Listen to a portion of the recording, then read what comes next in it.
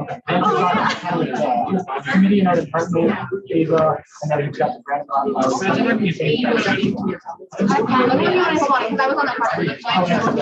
Maybe I will.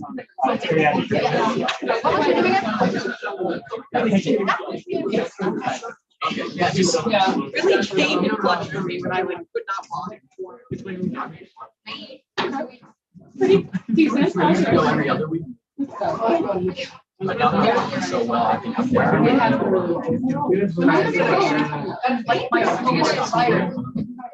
I rated it on Monday. That was so funny yesterday. I sent you that. You're like, this is me.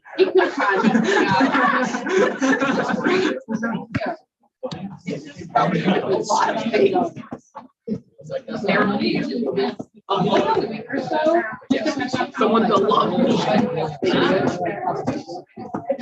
Do you wear like a shower cap? Or do you yeah, so you're not gonna even like notice like I don't feel no,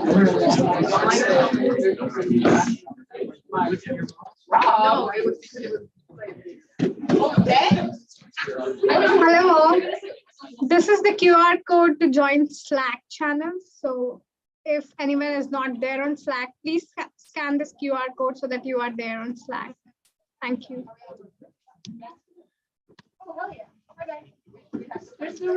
President Long, I know it's a Halloween theme. That doesn't mean you could be you last year.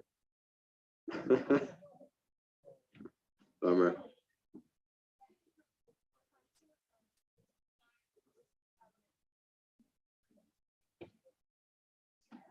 On my head.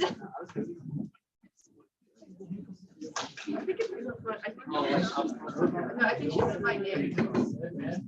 This up. I think she said my name. Don't quote me on this. Yeah.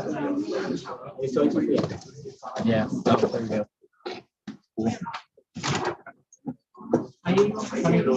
Cool. You drink water? Eating a vegetable. Have you eaten a vegetable? Ever? Oh, yeah, you did. Yeah, let me update that. Yes, recently. I've had we didn't know you were coming today. She needs to be like a one. Or was. I have no idea.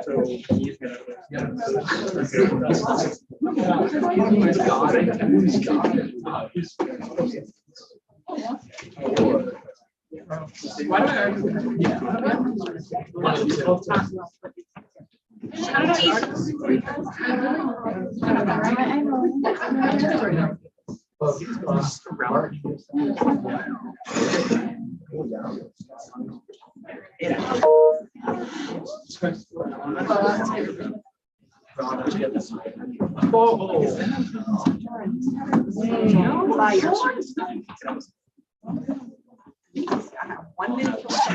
Our guest speaker's presentation ready to go to. I do that. How do you know? It's because I've sat next to you 5 times. Oh, the camera. Oh, the camera. Is anyone on his headphones? Oh.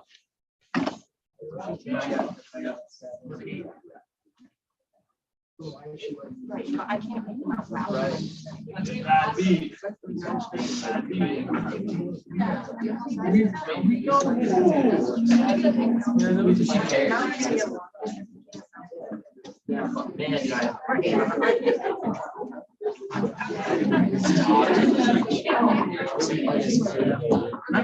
Yes, you can. Are you nodding at me? Yeah, it's just like, you know, basically. No. And I look up and I'm making direct eye contact. I realize that my facial expression is so weirdest thing ever.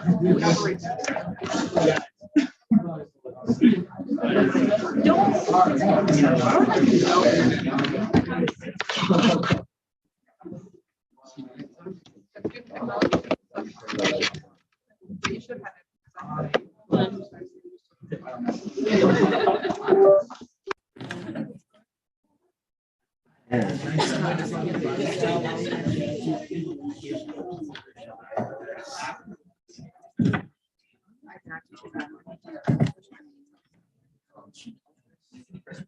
Yeah. We all good? Yeah. Cool.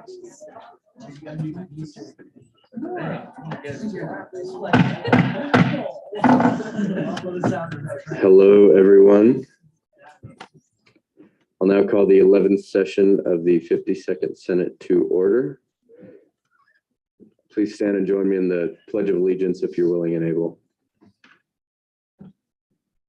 Pledge allegiance to the flag of the United States of America and to the republic for which it stands, one nation, under God, indivisible, with liberty and justice for all. The land acknowledgement. Colorado State University acknowledges with respect that the land we are on today is the traditional and ancestral homelands of the Arapaho, Cheyenne, and Ute nations and peoples. This is also a site of trade, gathering, and healing for numerous other Native tribes. We recognize the indigenous peoples as original stewards of this land and all the relatives within it. As these words of acknowledgement are spoken and heard, the ties nations have to their traditional homelands are renewed and reaffirmed. CSU is founded as a land-grant institution, and we accept that our mission must encompass access to education and inclusion. And significantly, that our founding came at a dire cost to Native nations and peoples whose land this university was built upon. This acknowledgement is the education and inclusion we must practice in recognizing our institutional history, responsibility, and commitment. We'll now swear in new senators and associates. So if you're new and you need to be sworn in, go ahead and come to the front, and a member of the Supreme Court will ratify you.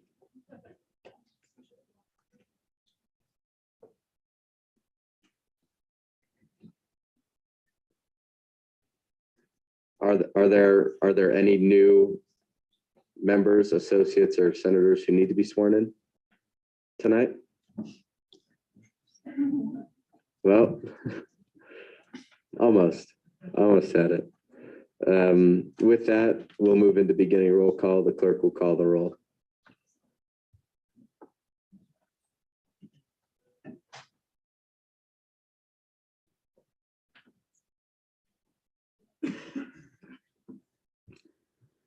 Speaker DeSalvo, Here. Speaker Pro Tempore Arcedo, Abdu Bukhari, Senator Abu Dhabi, Associate Senator Aslan, here. Chair Athey, it's Casey, here. Associate Senator Barron, Here. Associate Senator Barton, Present. Senator Bouchara, Here. Senator Cordero, Present. Senator Correa, Present. Senator Denson, Present. Senator Doyle, Present. Senator Epperson, On Zoom. Here. Senator Gebru, Not a senator anymore. Senator Bradshaw, Here. Senator Johnson,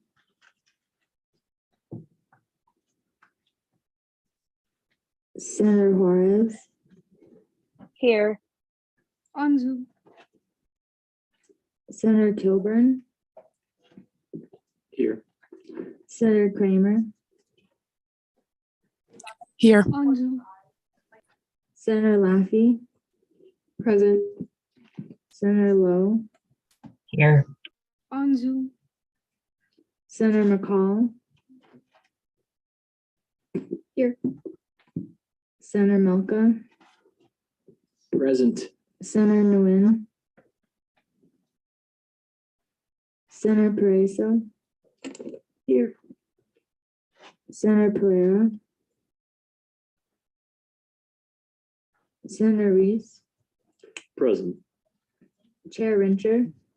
Here. Chair Salazar. Here. Senator Sanchez. Here. Chair Schumer. Present. Senator Shetty. Here. Parliamentarian Snarikar. Here. Senator Taylor. Here. Senator Thompson.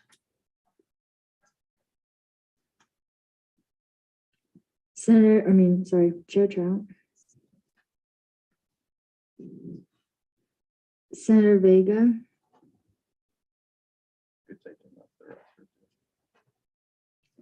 Senator Parker. Senator Deeks. Here. Senator Ayala. Here. Senator Hill. Present. Senator Ritter. Present. Senator Schmidt. Here. Senator McHale. Senator Morgan. Present. Senator Jacobs. Senator Melchior. Present. Associate Senator Hubley. Senator Lazoya. Senator Weaver. Here. Associate Senator Chacon. Present. Senator Belker. Senator Graham. Here, but my last name is Kelly. You said that last time. I didn't fix it. I'm sorry. Associate Senator Bernard. Present. Senator Zhao.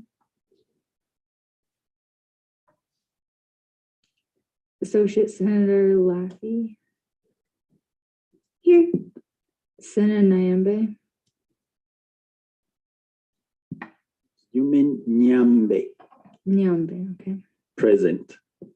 Associate Senator Saunders. Here. Associate Senator Kelly. Here. Associate Senator Lutz. Here. Associate Senator Winston.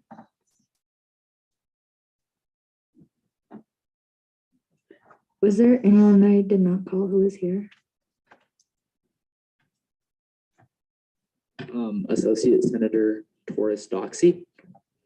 Thank you.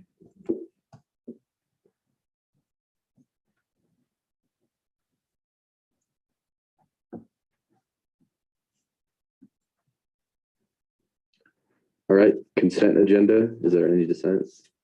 Chair Athey. As I have an important announcement that I would prefer as many people here as possible, I would like to add an internal affairs report above executive reports. Okay. Is there a second? Second. Okay, all those in favor of adding internal affairs report above executive reports, say aye. Aye. All those opposed? Abstentions? Okay, this passes. And then Chair Welch.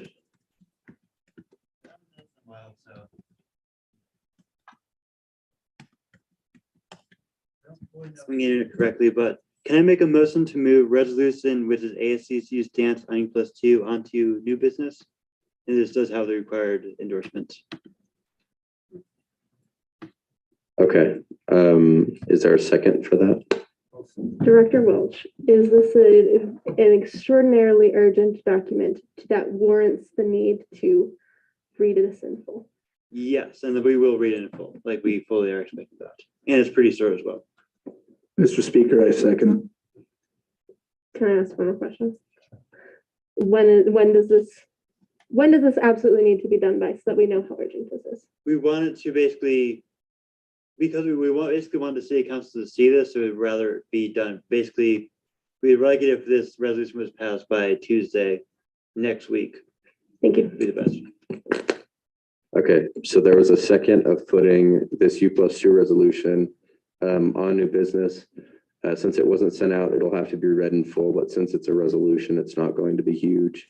So all those in favor of reflecting that change, say aye. Aye. All those opposed, abstentions, this passes unanimously. Can I get the number of resolution again? Could you say the number of the resolution? I don't know the number because. Okay, no issues. It's whatever, not my resolution, but number. And you have it, don't you, Vaishnavi? Yes. Okay. All right. Any other dissent to the agenda changes? All right. Seeing none. Gallery input. Is there anyone from the gallery who wishes to speak at this time? Seeing none, we'll move on to our guest speaker, which is facilities management.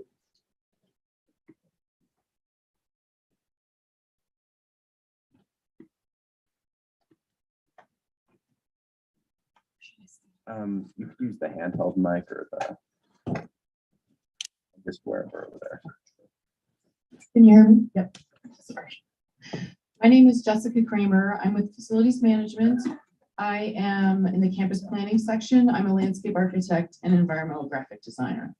I'm here tonight. I typically come to ASCSU, at least in the fall, sometimes in the spring semester too, to talk to you about how CSU plans the built environment, how there are certain key committees that you as ASCSU representatives can be involved in. And I know some of you already are, but there's still opportunities for you to become involved and to be aware of, as well as opportunities for you to become involved with the Clark building, which I know is of critical importance to the campus and to a lot of students, the Glover building, which will be replaced. And there's other committees you can join. And then I also want to talk just a little bit about the process of if you have ideas for physical improvements to spaces, how to get involved with facilities management. So we can help you. We want to be a good partner with you and help you from the very beginning.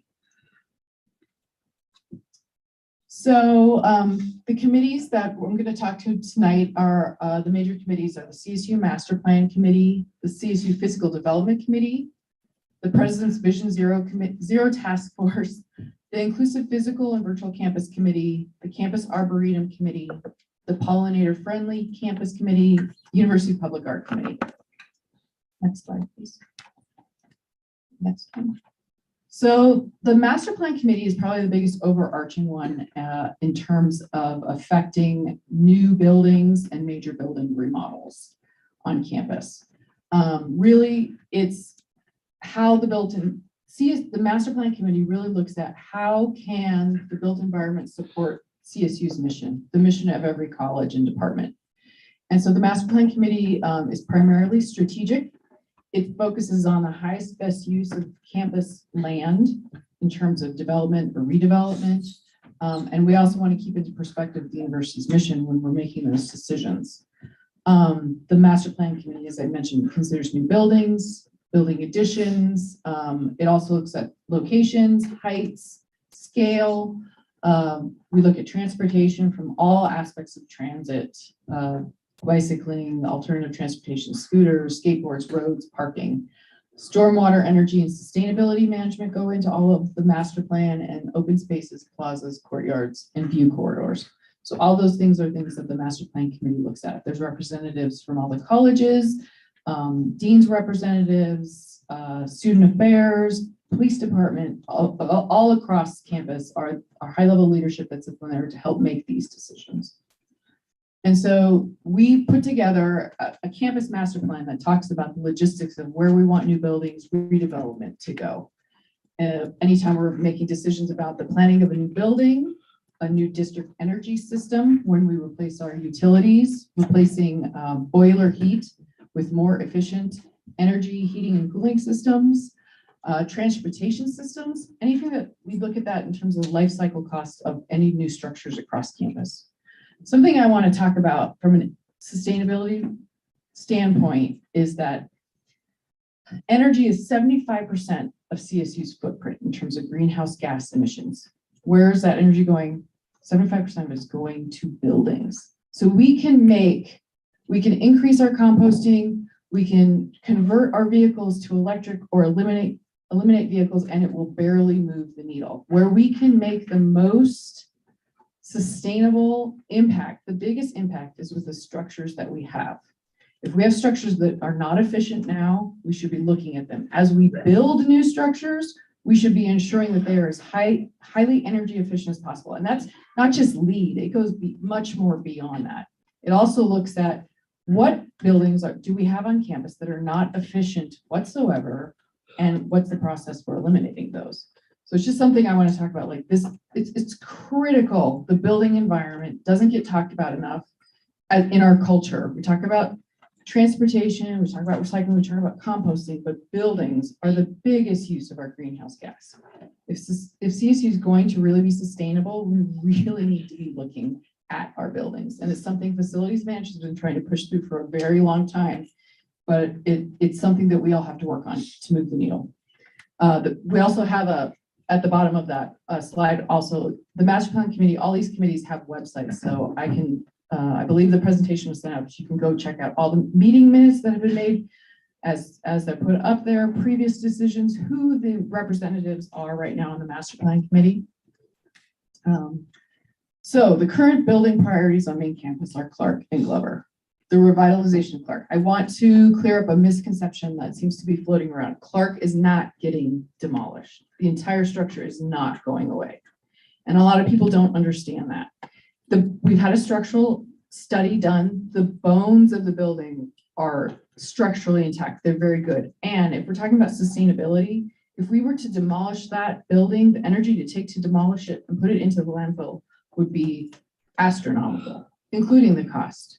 Therefore, we're not demolishing it. I get a lot of people commenting, oh, we're going to demolish Clark. I want to be very clear. Like, we're still looking at options. We might demolish B wing, the wing that spans over the courtyard.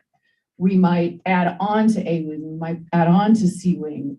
We might just revitalize the interior of those, which very much includes bringing the building up to ADA compliance and inclusivity standards. That is key in that.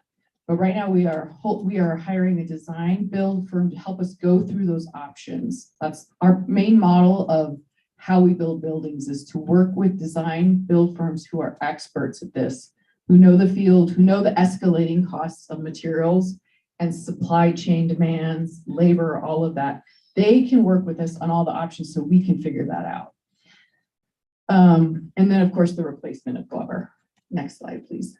So status of Clark and Glover, we're selecting the design build team now, and the design process starts in January. Steering committees are being formed now, various ones, and we very much want students to be involved with this. I believe this has been brought up before, but if you are interested in being on these steering committees, we very much want ASCSU representation. And Jess is sending around a sign-up sheet for both Clark and Glover. They will be separate steering committees. This is your opportunity to have your voice heard. That doesn't mean that everything you desire in the building will happen, but this is a huge opportunity for you. I can't emphasize this enough, for people to become involved with this. And I will say the College of Liberal Arts, the dean has been very passionate about wanting students to be involved in this, but I want to make sure that we are reaching out in all the channels to let you know about that. Same thing with Glover. We're selecting the design build team in December, and that design process will start in March. So the steering committee might meet March and April. I don't know how often the steering committees will meet, what the schedule is for that.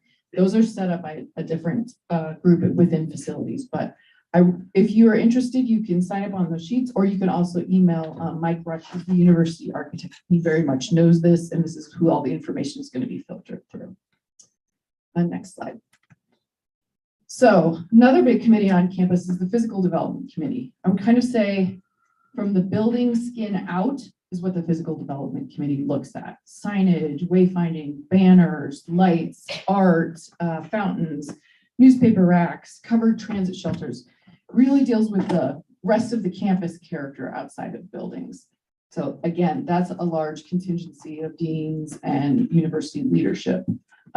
This group also approves building names as long as they're not being named for a person. That actually goes to the Board of Governors. But if we're talking about name of biology or chemistry research, this committee makes sure that it doesn't duplicate with other buildings. We have to have some type of body that that advises on that. And then it provides oversight of the University Public Art Committee, which I'll mention in a little bit. Then the President's Vision Zero Task Force. This task force is charged with the examination of all mobility and safety related to all the transportation modes on campus. This was formed in 2021. I'll be really honest. A safety task force was formed after a student was killed in a car accident just in the first week or second week of school in 2021. The task force was formed to evaluate what happened with the accident, but it also really called into mind that we really need to be looking at safety in all transportation modes and how we're approaching that. At the same time, there's an international movement called Vision Zero. And essentially, its ultimate goal is eliminating serious injuries and deaths related to traffic and mobility. And that may sound like a huge aspirational goal, but the philosophy is for too long, we have just accepted that as long as there are vehicles and pedestrians, vehicles and bicycles, there will be accidents, people will get hurt, people will get killed, that's just life. And Vision Zero has said, no, we're not accepting that. We're saying we are going to start doing something about this, and it's going way above and beyond trying to eliminate auto-centric environments and trying to figure out how can we make aspects of our transportation as safe as possible. Next slide. So the task force has 5 different subcommittees, deals with the street standards, like what do we need to do to separate bikes and sidewalks and vehicles, and how, when we come together, intersections are we going to safely mix. A safety and assessment and access assessment. I'm part of the subcommittee. We are actually in the process of developing an app so that anyone can go onto this app, and we want to crowdsource this and say, where do you feel this area on campus outside of the building is not safe, or you have an issue with this? So we can, collect data.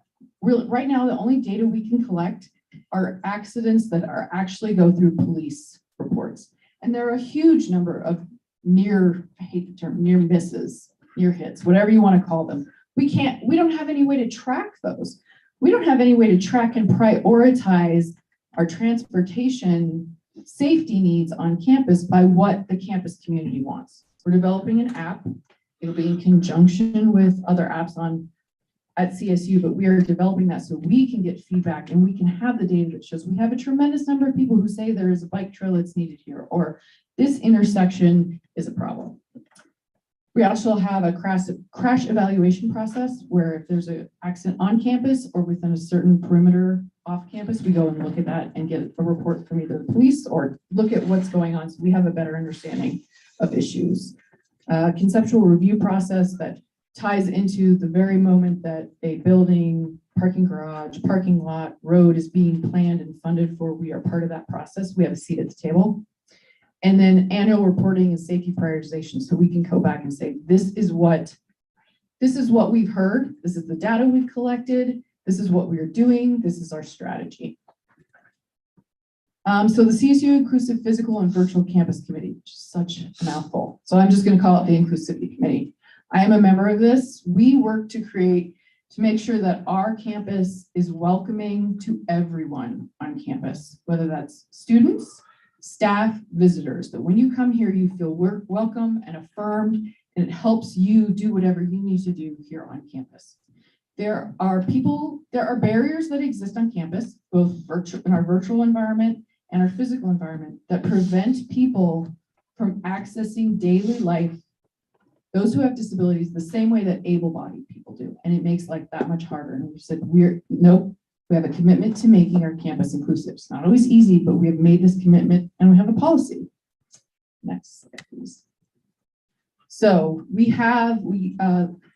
since 2017, we have approved the following inclusive physical design standards: all gender restrooms, lactation rooms, reflection rooms, commuter showers, break rooms, changing tables for children in restrooms, automatic door operators, no automatic flushing toilets or dryers in all gender restrooms, And we also have a higher level accessible restroom standards that go above and beyond Americans with Disability Act requirements, ADA.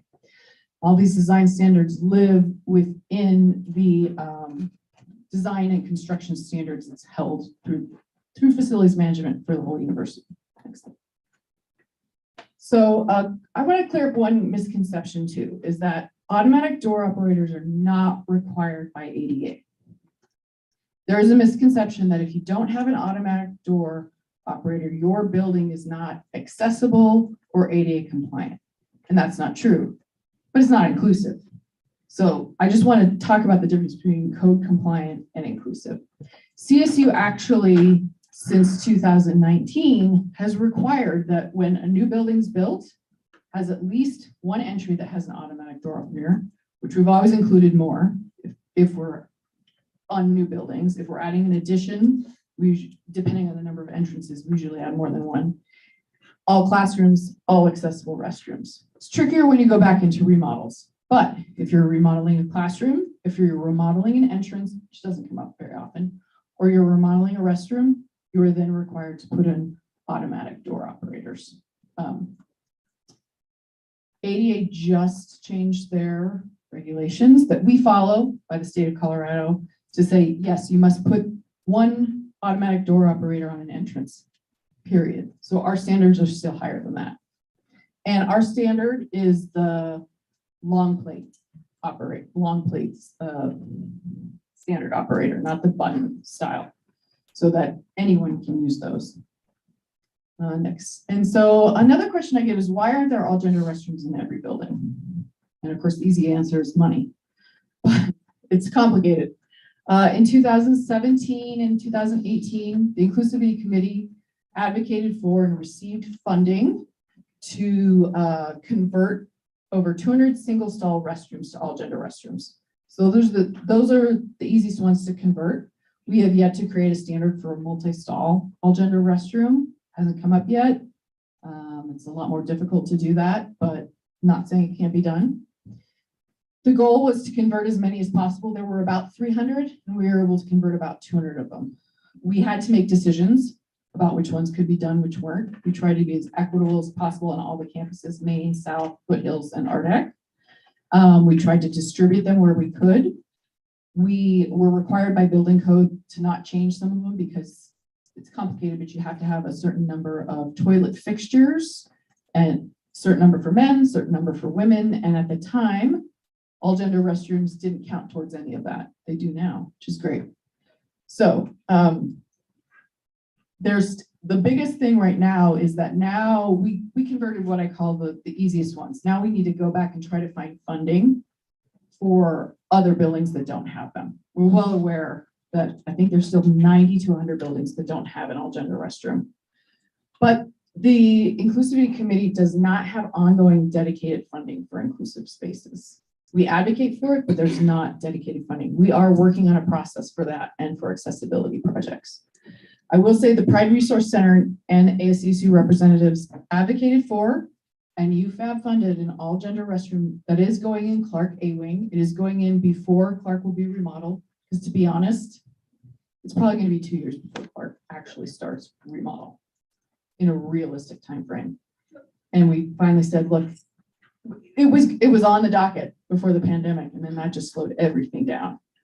I said, let's do this. Let's find a space that won't get remodeled in the future when we do the revitalization of Clark, and it won't get demolished. We're going to put it in. We're going to find a place that it works. So that is scheduled to be installed over winter break. So we'll finally be an all gender restroom in Clark, and it will be in A Wing.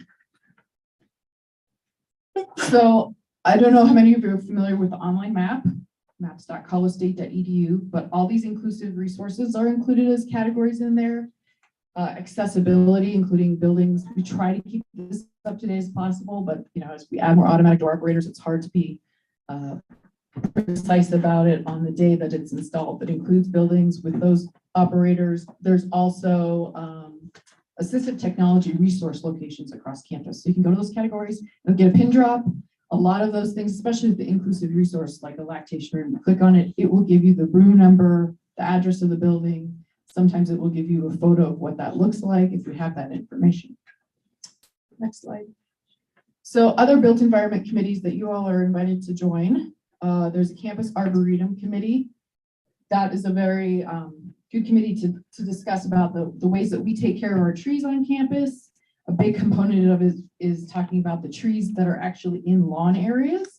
And there's a reason we can't reduce some lawn areas on campus because we have really mature trees and we need to maintain some level of irrigation to maintain those trees. So in addition, the Arboretum Committee does a lot more work towards things with maintaining our tree cover on campus, but they talk a lot about ways that overlap with sustainability. Next slide. The Pollinator Friendly Campus Committee, they've really been pretty busy about creating pollinator garden beds across campus. They've got beehives. They've got a lot of stuff going on with some of the signage, which I know ASCSU funded last year, that talks about what those pollinator beds are for, and so people are aware of that. Next slide. And the University Public Art Committee, of which I'm currently the chair.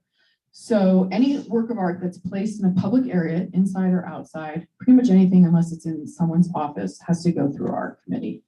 We have procedures and policies for that. Part of it is so that we have an equitable and transparent process for any artist to apply.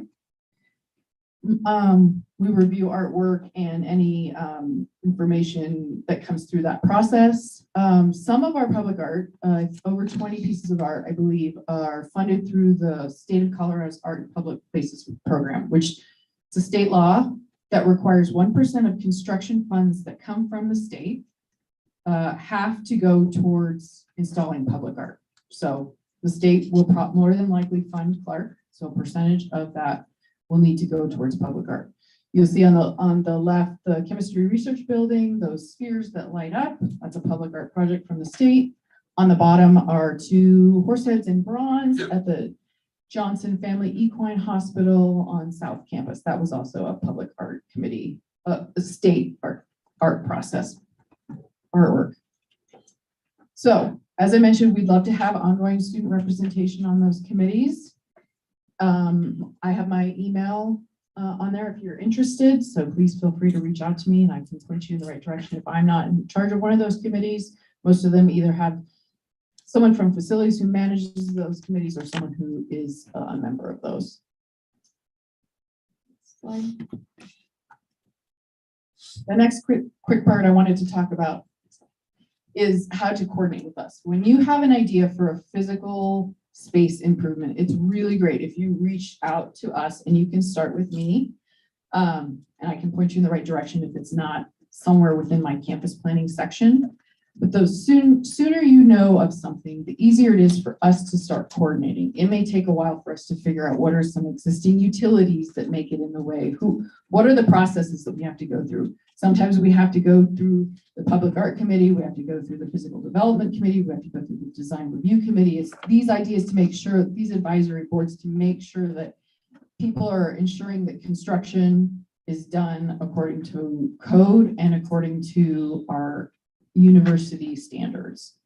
And so we can help make sure that they're sustainable and maintainable. That's a really big part of a piece of what we do is that we have to make sure that there's not any exorbitant maintenance cost with something like that. If there is, we have to find ongoing funding for that.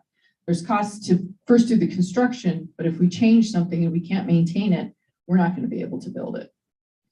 And so we can help with that process. We can help guide you through the steps, who needs approval, who and how to do such. And then we can also help put together the funding proposals so that if you want to coordinate with UFAB or AtFab or any of the other facility or fee boards, that you can do that. So it's really, we are the experts with the technical knowledge to help you get through the process. We know how to put together the cost estimates and so forth. Next slide.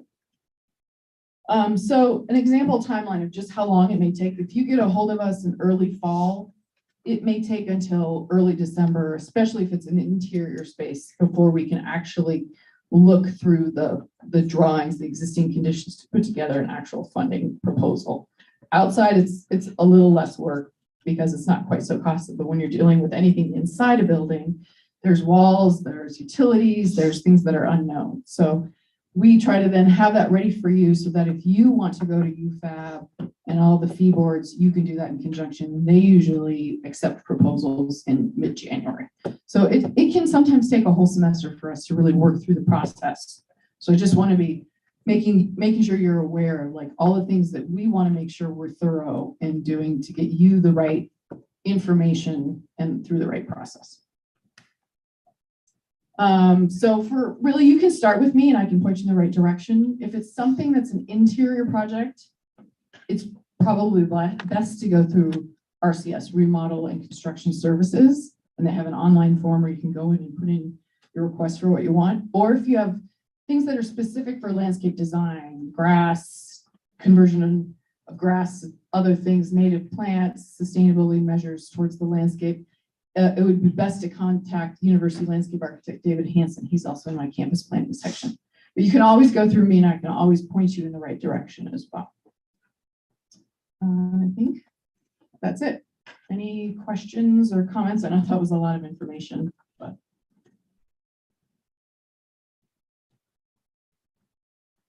Yes. So in terms of like pitching a project to you, if there's no need, if we have a project in mind and there's no need to go through UFAB or to get funding from the school, all we have to do is just pitch the project to you, right? We start with us. We start with you. And then sooner or later it's going to have to go to a different committee. Okay. More than likely. I mean, if it may have to go to design review committee or PDC or master plan committee. It's got to go to at least one of those. Perfect. Thank you. Yes. Over the summer, around 5 trees in the Sherwood Forest, the area around Lagoon, were cut down. What committee decided doing that? Do you have any idea? It would probably be a combination between the Campus Arboretum Committee and our University Arborist. It depends on the health of the trees. If they were considered a danger, we often have to we are required to structurally evaluate trees. And if they have some type of disease and they start to have there's so much percentage of dieback, whereas if there's a storm and a wind could knock them over, we have to take them down. I'm assuming they weren't emerald ash borers. They weren't emerald ash because we have a percentage where we have to take those down if they're below a certain size. No, those were spruce trees. Okay, that it would mostly be a combination between the Arboretum Committee consulting with University Arborists on the structural integrity of those trees. Okay. Yes, or one of you, I'm not sure who was first. Evening. First of all, thank you for coming to ASCSU. So with the master planning committee, is that just for Glover and Clark, or is that for the entire university? The entire university, all our campuses. So does that even include like residence halls and dining halls and stuff? Yes, we do look at that. Housing and dining, we have a really good partnership with them, but yes, we do coordinate with that. So I know you all are currently looking at Clark and stuff, but what about Meridian Village? It's now a parking lot. It's suspended. It was suspended with the pandemic. We had such a large number of students that didn't enroll that we really had to start looking at. And we know that coming in 2025, we call it this cliff. We're going to get the peak of students, and then there's been less of a baby boom. And so the population is going to drop. So we have to evaluate, are we willing to take on a loan of which we would have to get to pay for these buildings that won't be occupied. And so we knew we needed these, but then we also have been in a deficit because of the pandemic. They're running the numbers, and I think everyone's well aware that this year, the patterns that we've seen in the past did not hold for enrollment. So trying to figure out, it's like trying to project through a magic ball what's going to happen. Should we spend the money or not? And I wish I had some type of answer or timeline, but I don't. So what is the MPC doing about buildings with asbestos issues? This just came up yesterday. One of the RCS project managers said they pulled up flooring and they found asbestos, which means we are required to go through a process. If you don't remodel it, if you don't touch it, the conventional engineering wisdom is it won't affect you. It's once you start to actually remodel something and you tear into it, that's when you actually have to go through a whole asbestos project. It's part of the reason why adding the all-gender restroom in Clark is $90,000. I believe a good 15,000 of that is asbestos remediation. So I don't know that I can speak to which buildings have asbestos and which don't. That would be something for our engineering group. But if you have, did you have concerns about specific buildings or our overall approach to that? Yes, I did know that Westfall had some issues with asbestos and Newsom as well. And unfortunately, I lived in Westfall last year and Newsom this year. So it's like rough, but I got some information from some of, let's say, my sources that you're planning on like putting something on top of Newsom, like another floor. Is that true? There have been discussions about that. There have been a lot of discussions about what can we do to add more housing, perhaps as options without building a whole new Meridian Village. Can we put floors on top of Allison? Can we put floors on top of Westfall? I mean, there's sort of like these ideas, and then we have to hire a structural engineering firm to say, can you do this? What would be the cost? So those ideas have been floated, but I don't know where they stand. Because I know with Newsom, like Newsom is not disabled friendly at all. We don't have elevators. So if you meet with an accident, you're on your own, you got to crawl up the stairs. I don't know. But so it's not accessible at all. And that's why I had a concern about like another floor on Newsom. No, we would not add another floor on Newsom. Okay. That is not viable for Okay. all the reasons. Newsom and Allison compete for the level of let's not do anything with them. But I think Newsom is one step below. I mean, it's always been in the plan to demolish it to make way for Meridian. So yes, that's why they call it Newsom gruesome. Thank you. yes. How are the energy efficiencies accounting for the needs of the disabled community on campus and making sure that we aren't making spaces exclusive to able-bodied people? Can you say your question again? Just a hair slower. Yeah, how are you accounting for the disabled community and all of these energy efficiencies? Because often they end up leaving the disabled community out. I will say it's a struggle. I'll be really honest with you. I feel like we've been able to convince people of energy efficiency, but we have not been as good at convincing people that accessibility matters just as much. We have some accessibility standards. We're going farther with that. We have standards that are starting to put in place for that. We are working on classroom design standards for accessibility. We don't have classroom design standards, much less ones that talk about a certain percentage of them need to have movable furniture and chairs for people who are different sizes and have different mobility. I would say that a lot of them are in progress, but I'll say we're woefully behind. Yes. Sorry, I have two more. Yeah. Sorry. Do your committees have representation from the disabled community? And I can say again, is often left out of these conversations, and we're a large part of why these buildings are being updated. We do. The Inclusivity Committee has 2 professors who are in wheelchairs. They've been on the committee from the start. We also have a representative from the Student Disability Center who is also has a visual disability, is the way I think he would term it. We also, on both the Master Plan Committee and the Physical Development Committee, we have representatives from the Inclusivity Committee, Student Disability Center, and Office for Inclusive Excellence. I will say though that that's pretty new representation that only started in 2018. So. Last one, an all-gender restroom was funded for Clark last semester and was intended to be built prior to the upgrade. When is that going to be added? It's scheduled to be added over winter break. As long as, with the caveat, I do want to say we still are experiencing material and supply chain issues, and it's not something we have a whole lot of control over. So that's the estimated timeline, but dependent upon that. So if it's not built over break, when would it be built during the year, or would it have to wait until the summer? I'm hoping we could get it done over spring break, but we also don't, it's a trick trying not to disturb classrooms with construction noise. So if they think they can get it done in a week, otherwise it would have to wait till summer. So that's always the balance, is trying to make sure we don't disrupt classrooms, labs with construction. So Even though it's in the basement? it's not in the basement, it's on It's the not? first floor. Oh, okay, that's So new to it's on me. the first floor of the northwest entry. You know how in the A wing, there's all these, you walk in and there's this huge vestibule entry lobby area that's like voluminous. We're adding it on adjacent to the restrooms there. Thank you, I yield. I currently live in Deward right now, and there's like a really big problem with the elevators.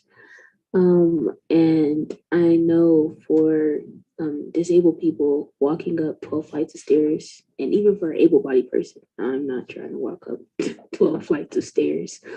Deward is like a really old building, and it's like, I know it's not gonna get renovated anytime soon. So what are you guys' plans with renovation to the older and energy saving with the older halls? That is a good question, because I don't know that I personally am aware of the strategy for all the residence halls. I think that's something, it's always something they're looking at all together, and especially now that they're looking at, well, they've always looked at those things together in terms of the strategy. So I wish I had an answer to that, but it's very specific to that. I do know that I was copied on the email about the elevator in Durward, and I'll be honest, we've had a lot of problems with elevators over the last 2 years. And I don't know if it's the age of our elevators or what, but they're expensive to maintain, they're expensive to put in. And then they're really obviously problematic when they go down. So I'm not as keenly aware of what's going on with that one, but I do know when an elevator goes down, it's probably one of the very first things that takes immediate precedence over anything else on campus, as much as we can control it. If we're waiting on parts, I mean, for elevators, they will start trying to source as much as they can. And a lot of times with that or other, what we consider emergency equipment, we will get approval to go around an approved vendor for CSU and say, we need to find this immediately. This is our 1 or 2 approved vendors. We have paperwork that shows we can't get stuff from them in 6 weeks, but we can get something from this vendor over here in 2 weeks. And that's what we do. So we do have ways of saying, this is an emergency piece, and we're not going to go with the lowest cost bidder that we've always had to go with. So I will say that there are pieces like elevators that we are able to do that. I know it doesn't seem like it's fast enough. I wish I had a better answer for that too. Yes. So I think the last date I heard was 2030, that CSU plans to be operating 100% sustainable on. I know in CSU Pueblo, they're already at that 100% sustainability level, but they have a massive solar field where they have all their panels. I just don't think that's feasible for Fort Collins, given the space we have around our campus. So what is that effort going to look like? Is it going to be solar on buildings, I would assume, or? Well, we have recently put solar on, I'm not going to get the number right, on a tremendous number. I feel like it's 12 buildings, and then 1 ground mount system at our deck and 1 ground mount system at Foothills. And so we recently did that. I think, and I can't speak for all, like how we're going to get to being completely sustainable. I meant to put this in my presentation. I just realized I forgot. I think it'd be great if you all had Carol Dollard from Facilities Management. She's a sustainability engineer come. She has a fantastic presentation she's been giving the last 2 weeks. That's who I got the information from, who emphasized that 75% of our energy is from buildings. She is one of the key people. She's on the President's Sustainability Commission.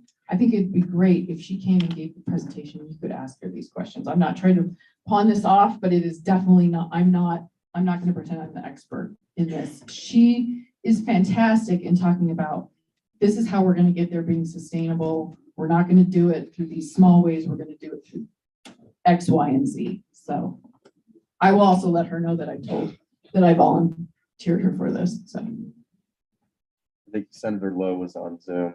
So Senator, if you're ready.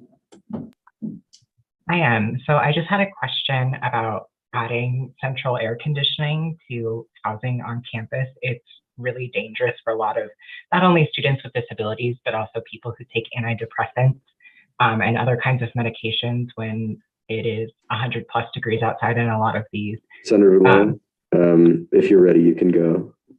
I am talking. Can you hear me?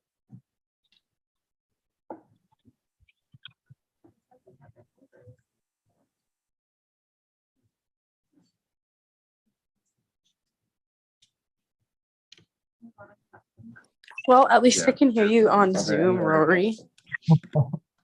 I don't know if they can actually hear me. All Yeah, I don't think they can.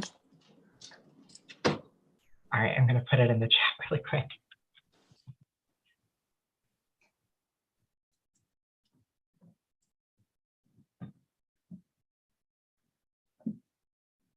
Too close to your personality, but is it the same situation with just that camera? Yeah.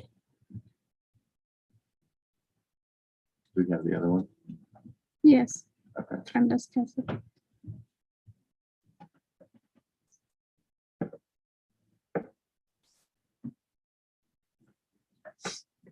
I've been told to ask a question to kill the time. So how's your day been going? My day? Fantastic. Well, it could be better. I have a small complaint, but maybe you can take this on to your fellow students. We have probably encountered $10,000 worth of damage to signs over the last 2 years. I know it's fun to steal signs and put them in your rooms and stuff, but it costs you all money. I wish I could put up a sign that said every time you steal a sign, it's going to increase your fees, but that would probably get stolen too. And actually, a sign that was put up at the roundabout, the LSC roundabout, between LSC and library said this roundabout was paid for by your at Fat Beeps, and that sign was stolen. So I know it's funny, I get it, but I will say there's a lot of people who are not paid a lot of money who then have more things to do, and it's really difficult for custodial staff to add that to their list of things to do. It's really hard for grounds to find people to take care of things, and it adds money. And I know there's this idea that the university president and all these people will go pay for these things, and there's just not money for that stuff. And I'll say signage is stupidly expensive, and I'm a signage designer, and I don't want to add signs. But there's also been a recent movement to put up some decals on our official building decals that talk about service animals and whatnot that say footwear is not required on campus. So now there are those of us who need to go around as we're walking around buildings and pull these off and those rip off the decals. And it doesn't seem like it's a big deal, but I guess I would just implore you. I know it's fun and it's not, it's a first world problem, but and vandalism is normal stuff. We had an incident last week of like 30 things getting tagged, including some public art, and that kind of broke my heart. But I also saw some students trying to clean it up, so that kind of made up for it. But it's just a difficult thing. It's just, I know it seems like that the university will pay for these things when facilities get trashed, but facilities management staff, and I'm not talking about myself, I'm talking about a lot of facilities management staff are some of the lowest paid people on campus. It's really hard to find people, especially right now, to take those positions and to ask them to do even more of what they're having to do. It's difficult. So I guess I'm just putting a plea out there to just kind of, if you're mad about something with the university, maybe don't take it out on the physical infrastructure, because the university president doesn't even hear about it, doesn't care, you know, it doesn't make their way up to them. It's not going to make an impact. It just adds one more thing for custodial staff and grounds to do. And they already have a lot of things to do. So, yes. We have the question from Senator Law. What steps are being taken to add central AC to university housing? It is dangerous for not only students with disabilities, but those also on medications that reduce heat tolerance to be living in buildings with no AC when the temperatures outside are above 95 and 100 degrees Fahrenheit. I don't know. I wish I had an answer. This year was a extremely atrocious year, but this has been coming for quite a while. Obviously, the cost to add AC is tremendous to older buildings, but there are plans of trying to figure the cost calculations of updates to certain buildings. And it is a question for HTS that I'd have to ask Housing and Dining Services, that I would have to ask them specifically what their strategy is for that, because I have school age kids. I certainly know that this year was horrible for that. So I couldn't imagine what it was like living in a well. So, but I would like to know the answer to some of these things myself, now that you all have brought some of these very specific things up, because they are part of our whole master plan approach to campus. So, yes. I do have a question. Well, two questions. First, I'm following what Senator Dietz' question on of the signages. Have you talked to CSU about these issues and what they can do to like discourage students from doing so? They're often the ones that find signs or they catch people in the process. It's difficult. A lot of people ask me, why don't we put more cameras up? They cost a lot of money. We're not paying staff to sit there and watch cameras all the time. So only if we know of something that has happened, we can say, okay, this happened at the parking garage. Is there a camera there? Yes. This is between the date and this date, and we think this happened. And then we can go back and see if we have footage of it. The next trick is identifying people. How do you identify people who very much obscure their faces and whatnot? It's very hard to identify people. I personally feel like video cameras are a waste of money, but I mean, I would say that the most number of signs that we have stolen are the all gender restroom signs, and we just don't have cameras on restrooms. So we have started putting them up with an adhesive that damages the wall when you take it down. So you really have to pry it off, but it's not impossible. We have changed some of the fastening systems, but nothing is 100% vandal proof. We add vandal resistant coating to a lot of things. Works pretty well, actually. Don't really tell people that because then they'll just go spray paint things. But it costs money. It costs so much more money to add those fasteners. It doubles the cost. It's and signage is already. I wish I had an answer for that too. But part of the thing is that a lot of those signs, interior signs, have braille and raised letters, so they're there for a reason. So when those things get stolen, that really irritates me. It's one thing if a building decal sticker gets taken down, we can slap it up. Typical sign with raised letters, braille, $90 a pop. Just one. So, which may not seem like a big deal till you have hundreds of them stolen. And we have so many stolen, we keep a supply so we can just go, we buy them ahead of time, but you know, in volume, so they're not $90, but it's tricky. I don't know what to do. My second question is, what are we going to do about, I know that there were a lot of freshmen who attended this year. In fact, a lot of them are in Best Western Hotel. In the future, what are we going to do to make sure that freshmen are in buildings that are on campus to prevent, because I know that's a lot of money to be spending for freshmen to live in a hotel, because you have to think in a hotel is like probably, I would think more money than to actually stay in a dorm. And so how are we going to like prevent that from doing in the future? So what I understand is that part of that is because we have taken Westfall offline. We've waited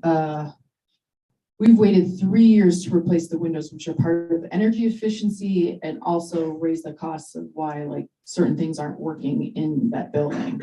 We couldn't put it off any longer. We could not put it off any longer. It's my understanding that holds like 400 beds. So that was a huge part of it.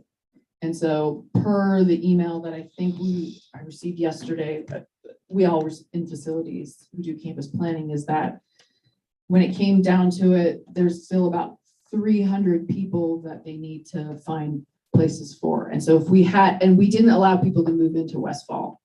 We only allowed a certain number to move in, and then we had to move them out by October 1st. So the net difference was about 300 people, and Westfall holds about 400. So in the end, by this time, we would be able to solve that. How that happens, like, because I think we were just over 1,000, 1,200 over. I think Housing and Dining is working on a strategy for that. I wish I'm not part of those conversations, but I think that's another good question for Housing and Dining. So might be good to have Housing and Dining come in and give a presentation about their strategy for growth and whatnot. They are taking a very close look at this. Believe me, they're trying to do some forecasting and looking at what other universities are doing, lessons learned with enrollment changes. I will say it's a good problem to have. A lot of colleges are having a lot of disenrollment, and some have closed because of what happened at the pandemic. So we still have to catch up with, if we're going to have higher than anticipated enrollment numbers, what are we going to do to solve some of these problems? Anything else?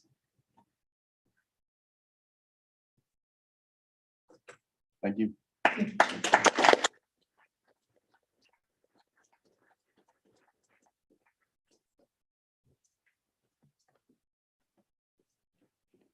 Yeah, I agree. It would be great to have Housing and Dining here if we could get a meeting scheduled. It's kind of an inside joke if you're privy to that information. I believe we moved internal affairs report above executive, so go ahead and do that. Correction, we added an internal affairs. There's still one at the bottom. This is an additional one. I added this report to make the announcement effective upon my replacement. I will be resigning from the chair of Internal Affairs Committee. When I was elected, we made it clear that I planned on training someone as my replacement because I did not need to do this job again, and that someone else deserved the opportunity for leadership. My vice chair was elected and the very next week chaired, and they have chaired every session since then, except for the last 10 minutes of committee this week. They've taken chairing committee in such stride over the last many weeks, and I have full confidence in their ability to take on the legislative cabinet and the committee. Assuming the recruitment and retention officer can advertise this adequately in the next week, the election for chair of the Internal Affairs Committee should be next week to avoid interfering with SFRB, and I will be resigning upon my replacement swearing in. I love this job despite the various hardships that come from it, but it's time for me to pass the torch. I yield.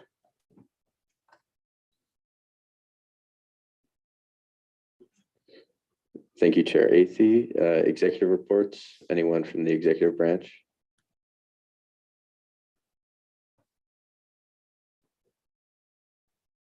President Long, wait. I'm going to keep this short. Well, y'all. Just grip it. Yeah, grip it. I actually don't have a lot tonight, so Right. I've been working on the B bill. It's going to be on the floor this next week, so we'll be hearing that. I met with Rick Miranda along with Speaker DeSalvo. We went a couple of things I talked about were the B bill, and then also the immigrant services liaison that my predecessor Christian Dixon worked on. I'm continuing talks with the registrar's office about the waiving transcript fees for veterans, and then I'm also talking to ALVS to possibly get some interviews with the veterans community. And finally, I met with Director Welch a couple of days ago regarding Day at the Capitol. I'm planning regarding that. So that is my report.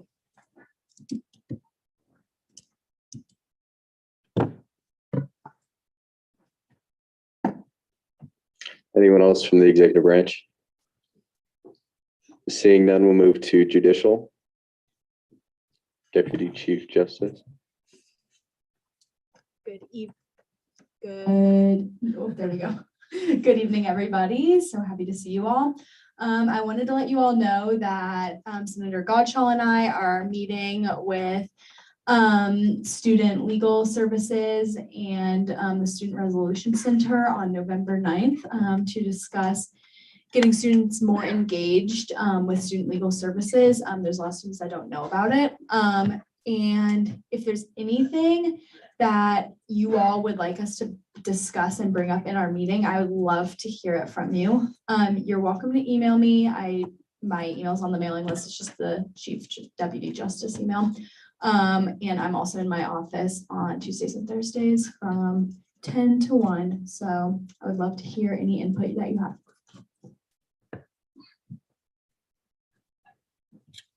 How are y'all doing today?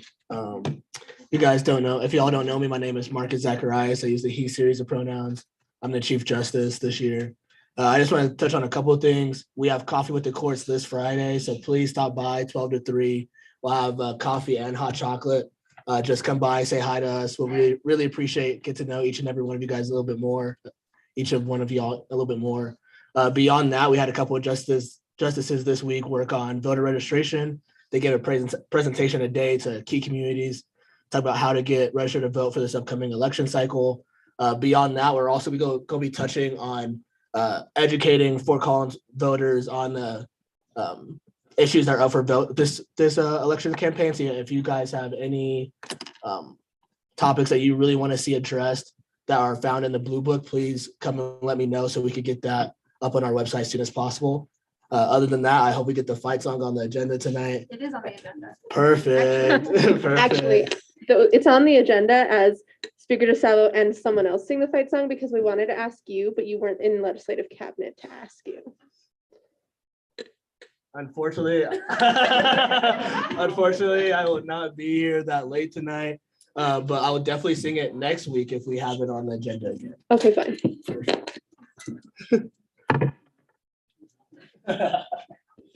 Oh, yeah. Okay. Second thought, can we move it up so that do it now? Since I'm feeling a little under the weather tonight. Excuses. I feel it would be a great bonding experience for the entire body to sing it along with myself. But I would have no problem moving it up. Before I leave, I do have an issue with moving it up because I would have to learn it, if I'm being honest. Before I head out, I almost forgot. Do any of you have questions about Opinion 5201? Because we did get it in this weekly email. I made sure of it this time. I'm seeing none. Are we gonna have another situation where I'm gonna be coming up in like 30 minutes to talk about it? Perfect. Well, I hope you all have a great night. Okay, and we'll revisit the fight song issue later in the evening. Old business, we'll move into confidence business. Parliamentarian, please put 2 hours on the confidence clock. Done. We'll move into Lex 5203, rectifying a failing of ASCSU accessibility. This is in its second reading, I believe. So it has to go through committee once more. Will the parliamentarian please read it in abstract?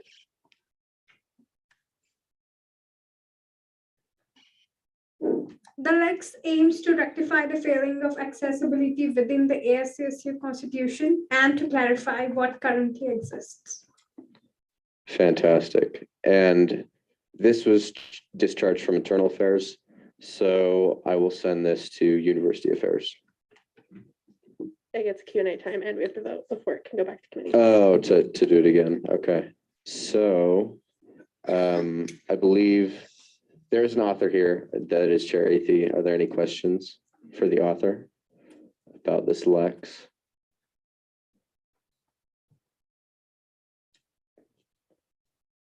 All right. I'd entertain a motion to previous question in order to vote. I motion for previous question. Okay. Is there a second? Second. Okay. All those in favor of moving Lex 5203 onto another committee, say aye. Aye. All those opposed? Abstentions? Okay. So this will go to University Affairs. Sure. And then we'll go to Lex 5204, Institution of Guidance for Special Sessions. Parliamentarian will read it in abstract. This aims to clarify the guidelines of a special session in the ASCSU Constitution. All right. Any questions for Chair Athey?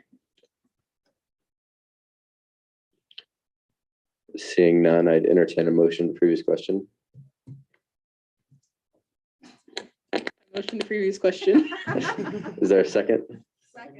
Okay, so all those in favor of moving this Lexon to another committee, say aye. Aye. All those opposed? Abstentions? This passes unanimously. I'll send this off to University Affairs as well. New business. Bill 5204, correction for Bill 5112.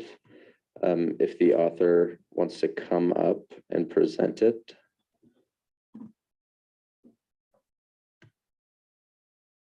And if you could read that in abstract, the parliamentarian. Yes. This bill aims to correct funding timeline mistakes in the abstract of Bill number 5112, continuing support for Rams Against Hunger food pantries. Yes, so essentially this bill is pretty straightforward. Last year, there was a bill that gave Rams Against Hunger $36,000.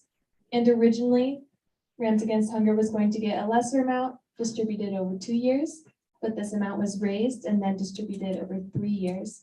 And so in the writing of the bill, there are inconsistencies where some parts it says 2 years, some parts it says 3 years. So to be consistent with the intent of the bill, to have $12,000 allocated for 3 years. This is going to correct those. They're mainly just typos, but it doesn't change any funding that's already given to Rams Against Hunger or anything. Any questions?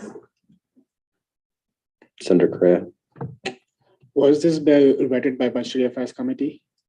We endorsed it, yes. Okay, so could you just give us a better overview on how is the money going to be allocated once we pass this bill?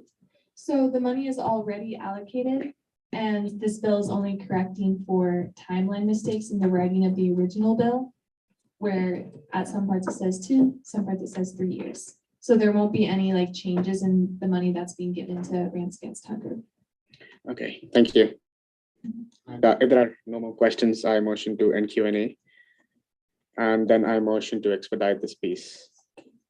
I second to both motion. Well, I second to both motions. Okay, so we'll deal with the ending Q&A motion first. So all those in favor of ending the Q&A period, say aye. Aye. All those opposed? Okay, this passes unanimously. Actually, I'm gonna remove my second bid and ask a point, more of like a point of information. Okay. I know on the pursuant to the guidelines that it needs to be endorsed by, it needs to be endorsed by a advisor. Is that correct? Is this bill endorsement for it to be expedited if it's a bill or budget related item? Point of information, that's for allocating money. This isn't allocating money. This is money that's already been allocated. Okay, thank you. Then I second. Right, it's the bill. It's essentially just clearing up some discrepancies that were written in the bill. So do you still want to rescind your second or? No, I will continue seconding. Okay. Sorry, I have one question. Just since we are considering expediting it, can you tell us exactly what items you're making, just so we're aware if we're expediting? Yes, the time frame of the original bill? Or is that what you're asking? Just like what changes exactly are you making? Yes, so the original bill, if you look at, I think the clause that is being projected there, it says that general discretionary fund over 2 years, $12,000 will be given to Rams Against Hunger. And then if you scroll down, another part of the bill says, oh, it was just a little bit up. Yeah. Another part of the bill says over 3 years, which is inconsistent. So essentially the abstract and then the following clauses in the bill do not have the same information. In one part, it says over 2 years we'll give this funding, and another part says over 3 years. And so this bill corrects for that. And another just correction that you'll see later on is on the website. the abstract for the bill is incorrect as well. So in the following therefore clause, it asks for that to be corrected on our website. Okay, so just to clarify, you're still leaving it at $12,000 each year for 3 years. Yeah, there's no change in the amount of money that's being given. It's just correcting for the timeline. Cool, thank you.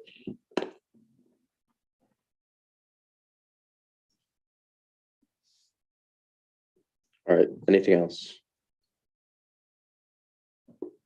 I have a point of information, point of order. I'm going to yield to Jesse. Jess?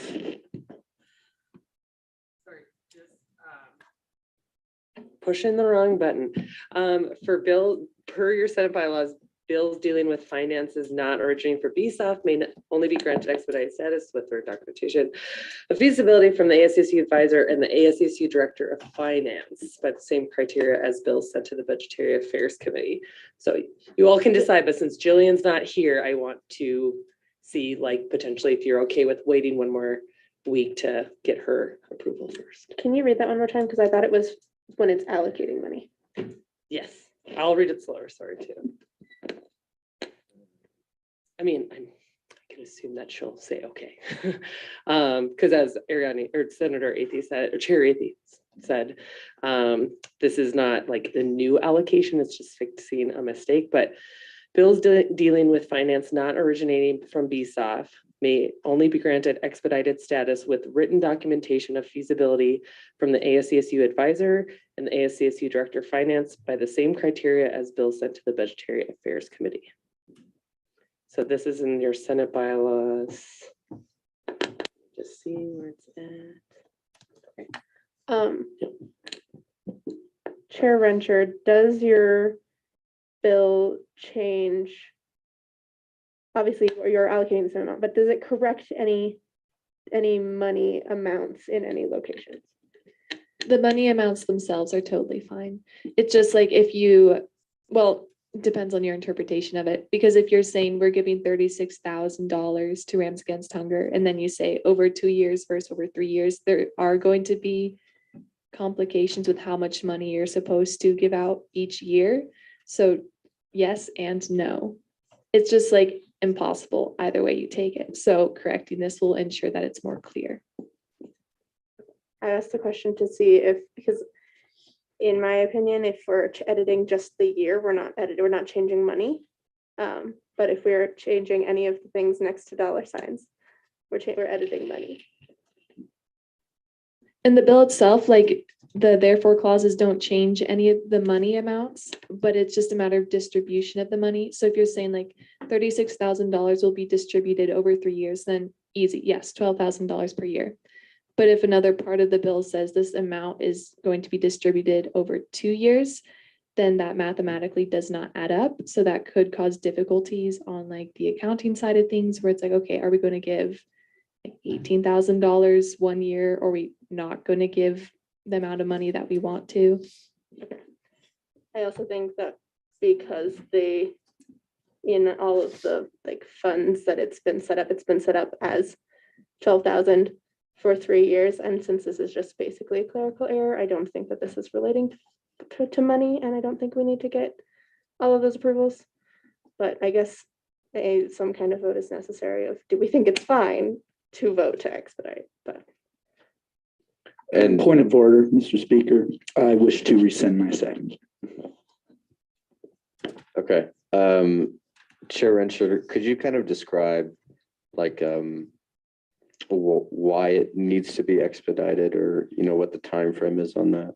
This bill was well, Jesse asked me to write this bill so that on their side it would all be in order. So from my understanding, it wouldn't need to be expedited, and there's not like any emergency. Although if it were expedited, that would just make it far easier for us next week and save some time.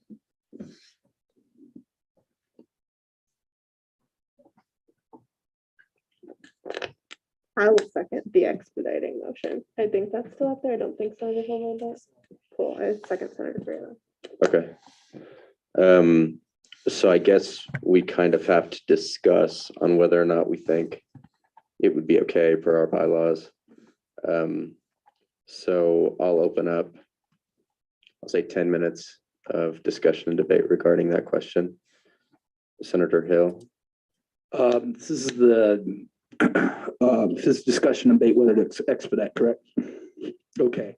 I do not think we should expedite it because this seems to be pretty like rocky, and I really do not want to have like another potential to have another Supreme Court opinion going through that. So considering that it's not a complete necessity to expedite it, I would motion, or not, I'm sorry, I would encourage my Senate colleagues to vote no on expedition. We should let the process go out. And I think the motion to expedite should be used in very dire circumstances. And since in the bylaws, it does clearly say for, dealing with money that the advisor director of finance should, I really don't think that, I really think we should wait.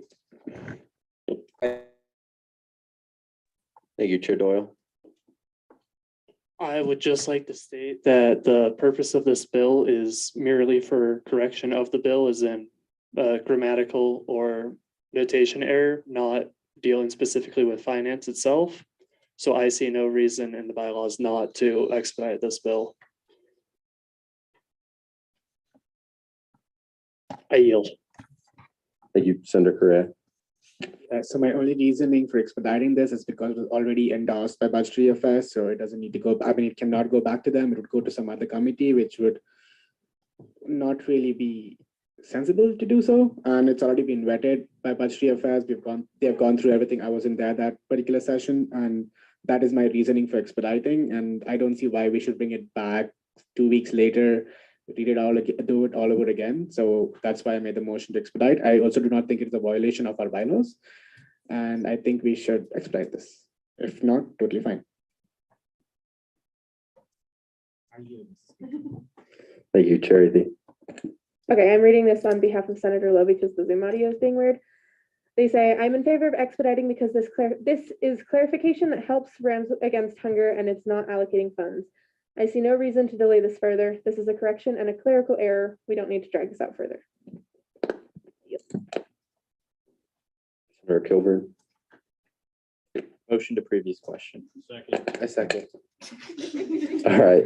So all those in favor of ending the period of discussion and debate, say aye. Aye. All those opposed, abstentions, this passes unanimously. So now we're going to vote on whether or not to expedite this piece of legislation, and that requires a 2/3 threshold. Point of information, I believe that associates can vote on this because this is a process. This is not a passing something. Right. It would be expedited, and then we'd have to do a vote on the piece of legislation itself afterwards. Yeah, so I'm just clarifying that we're saying associates can vote on this. Right. Cool, Yeah. thank you.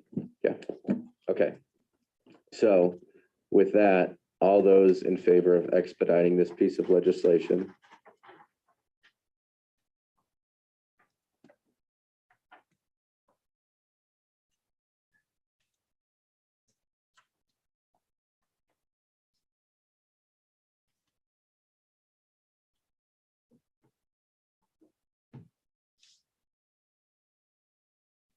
I think that's 35.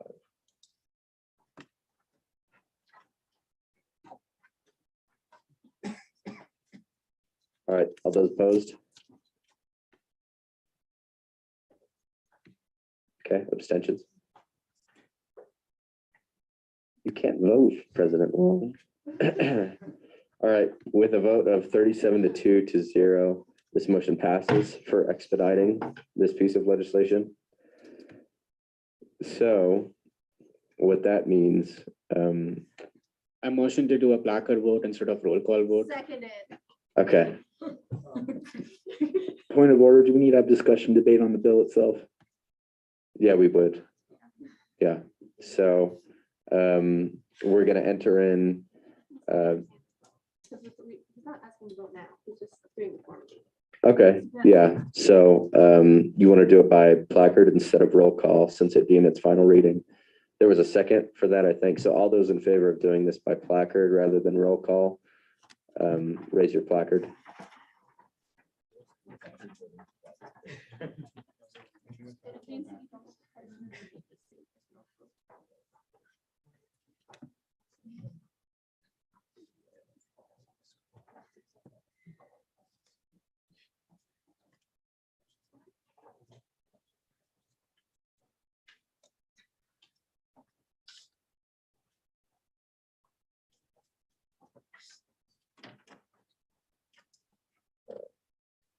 All right, all those against?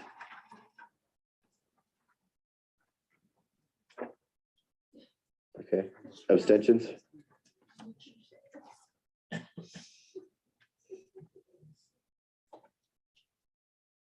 All right, with a vote of 37-0 to 1, this motion passes. We'll do this by a placard vote after we go into discussion and debate on this piece of legislation. So, Senator Hill, and this will be 10 minutes, by the way. Well, I like this piece of legislation. I think that Rams Against Hunger is an important aspect to our university, and if there's any thing we need to clarify or all that, it's important to do. So I just disagreed with the process of expedition, but I do support this bill in its entirety. I yield.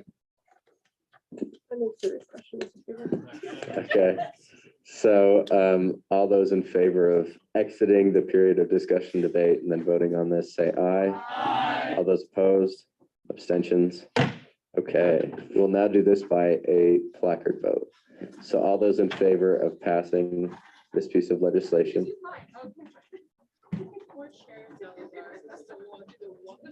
Shut up.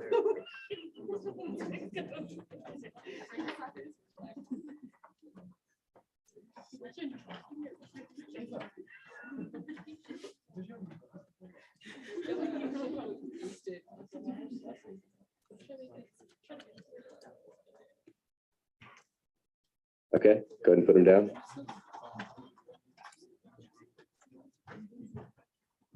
All those against? Abstentions? With a vote of 38-0 to 1, this bill passes. All right, and I think the next thing we have on the agenda that was added was the resolution regarding U+2, and that will have to be read in full.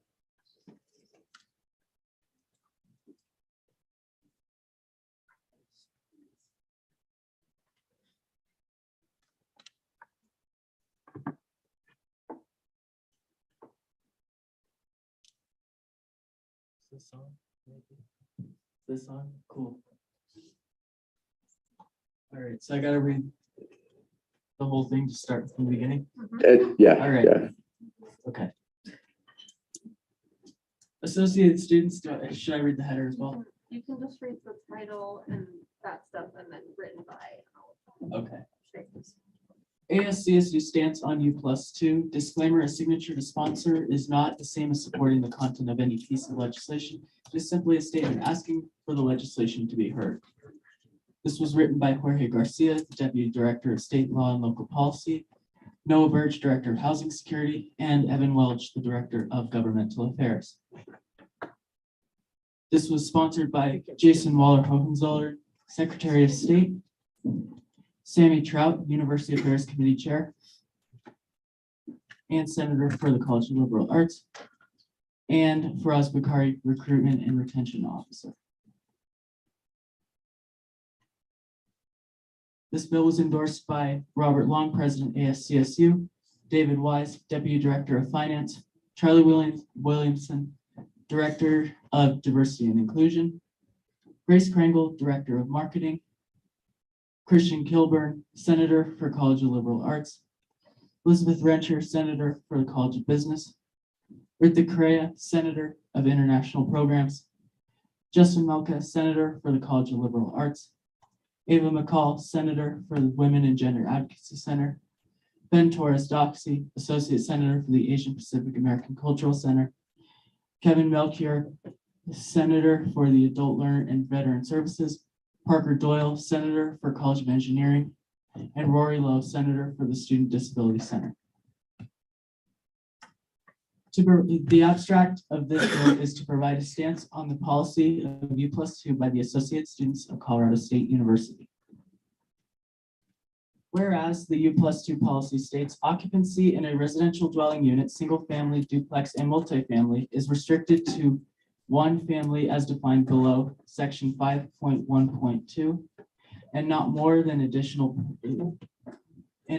one additional person. or one adult and their dependents, if any.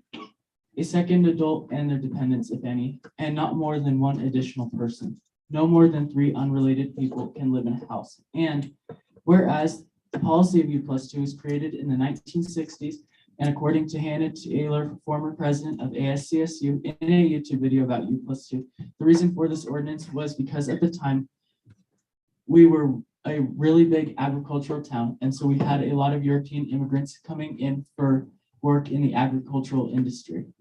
Community members in Fort Collins were complaining about the amount of immigrants that were coming into the town, packing houses and filling their neighborhoods. And so this ordinance was actually in response to all the immigrants and it has a huge anti-immigrant origin. And whereas U+2 is not a policy that just affects students, it affects all residents who live in the city. The Fort Collins rental market is also changing. In 2005, students made up an estimated 71% of U+2 violations, but in 2018, students made up just 47% of violations, indicating that a number of families and young professionals were also breaking the code. And whereas not everyone agrees with U+2 in a survey in 2022, nearly 70% of respondents and 80% of respondents identifying as renters to the city's occupancy survey felt that Fort Collins occupancy limit should not stay as is. The survey result also showed that 56% of respondents think occupancy should increase to more than 3 unrelated occupants and that the city should prioritize regulating nuisance rather than occupancy. 62% said extra occupancy should be allowed in more parts of the city, and 59% said the process to approve extra occupancy should be easier. And whereas the policy of U+2 has a problematic origin, it is affecting many residents in Fort Collins, not just students, and many people in Fort Collins want the policy to be changed. Therefore, be it hereby resolved that ASCSU, who represents 27,956 students enrolled at CSU, does not support the policy of U+2 and encourages the city of Fort Collins to change and improve the U+2 policy to help better the people living in Fort Collins. No. All right, questions for the presenters? Just a point of personal privilege. Could you scroll up to the therefore clauses, please? Just the therefore clauses. Thank you.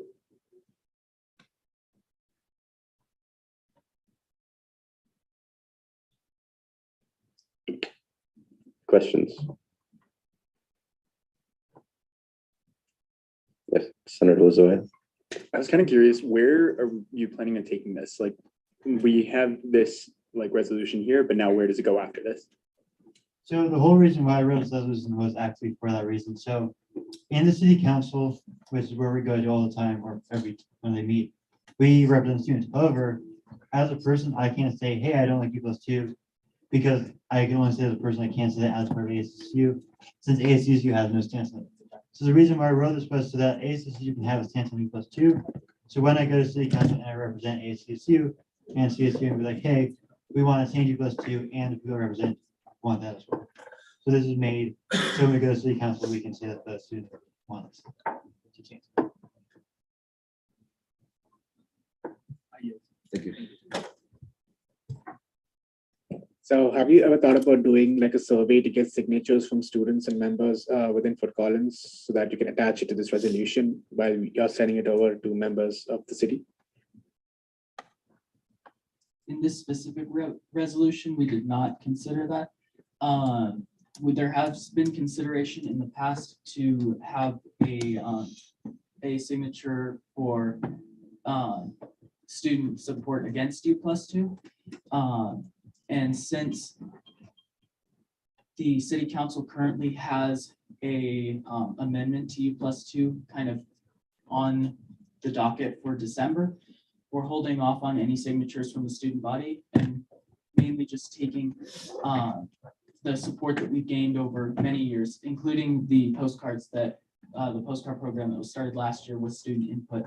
We're using all the past student input that we have, including some recent student input, and we're going to be using that in addition to this resolution. This resolution is just so we as ASCSU representatives can represent the student body in our fight to take down U+2.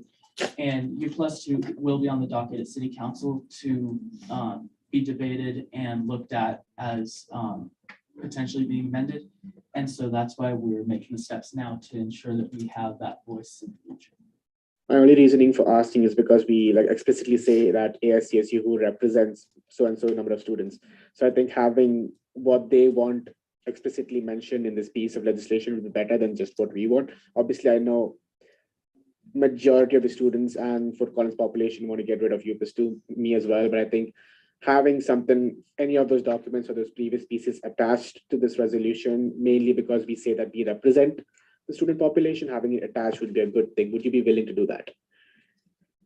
And I would say that that has to do with the postcards. We can attach the postcards that we have to that because of the overwhelming support we've already gained thus far. I don't know if it would be worth our time as a student government to go and gather additional input since we've already gained so much input from the student body. And we will continue to do so. But for now, I think this is just stating our stance and we can continue to gain that input up to December when the amendments actually start happening. So this one mainly just states that the student government. So we can make a statement on behalf of the university. And this attitude is basically all the senators and the president over elected by the student body. So we're an indirect democracy. So when ASCSU does anything, technically all of it is for the 27,000 students. So this is basically just saying it, the number. So when the city council looks at it, they can see, okay, CSU isn't like this 10,000 students, it's this many students. I was going to even also try to put in there how much money we put into the town, but I couldn't find that number as well. But like it's very much there just to show how many of us there are. Thank you. I yield my time, Mr. Speaker. Thank you. Senator Hill.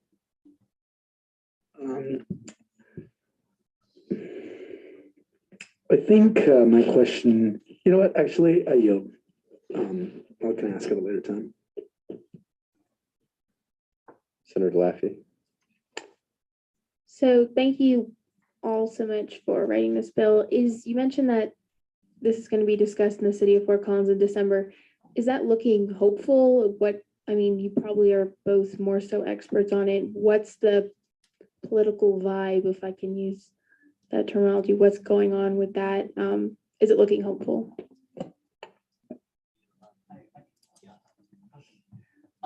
So the city of Fort Collins, from what I've heard, is the most anti-U+2 that it's been in recent years.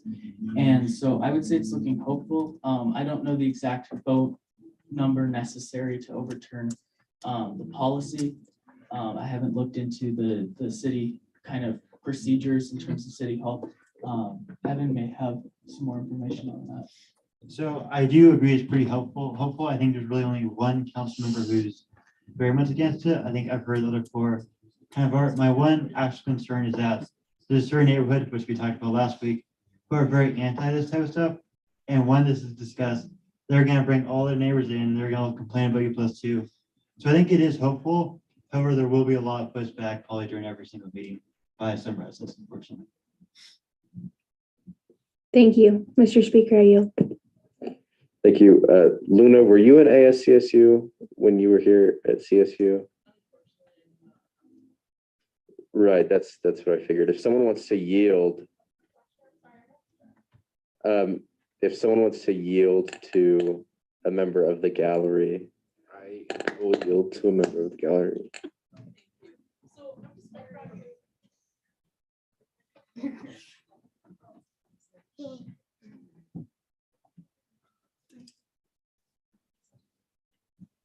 I'm just wondering on the phrasing in the therefore clause, because do you want to say all the stuff, improve the U+2 policy to help better the people living in Fort Collins or to better help the people living in Fort Collins?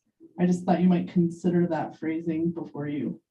I think when I pressed the editor, it like twisted too, because I don't think you're trying to better the people living in Fort Collins. They're already pretty awesome. I think it was the editor changed that because I remember just a minute. So yeah, I'm getting from the amendment where that gets changed. Thank you. Thank you. And just for future reference, for those of you who didn't know what just happened, members of the gallery don't have speaking rights unless someone on the floor yields to them. So that's what just happened. Chair Doyle. So you spoke earlier about how you wanted this bill to be added because it is important that it gets passed quickly. Does that mean you are seeking for this bill to be expedited this session? Okay, I yield, Mr. Speaker. And Mr. Speaker. Yes. If I wouldn't mind making an edit on the floor, looking at that second, or I guess the last two lines of the therefore clause, could we edit the word improve to say, or I guess I didn't see change before that. Actually, that is completely fine. So. Yeah. Okay. Senator Morgan. This is a question to you, Speaker. If I wanted to like endorse it right now, could we have that on the floor change, edit? Yeah. Yeah. Okay. Just say you want to endorse it, and then the authors can do an on the floor amendment and change that. Okay, could I endorse it? Yes, you can do that. Once we look up. Also, some of you, when you respond to me, you like said you want to sponsor it and endorse it, so I just did endorse. So if you are in the wrong place and you see your name and want to be somewhere else, raise your placard as well, and we can switch it. So either one. Okay, so right now what I'll do, everyone who wants to be endorsed on this piece of legislation, raise your placard.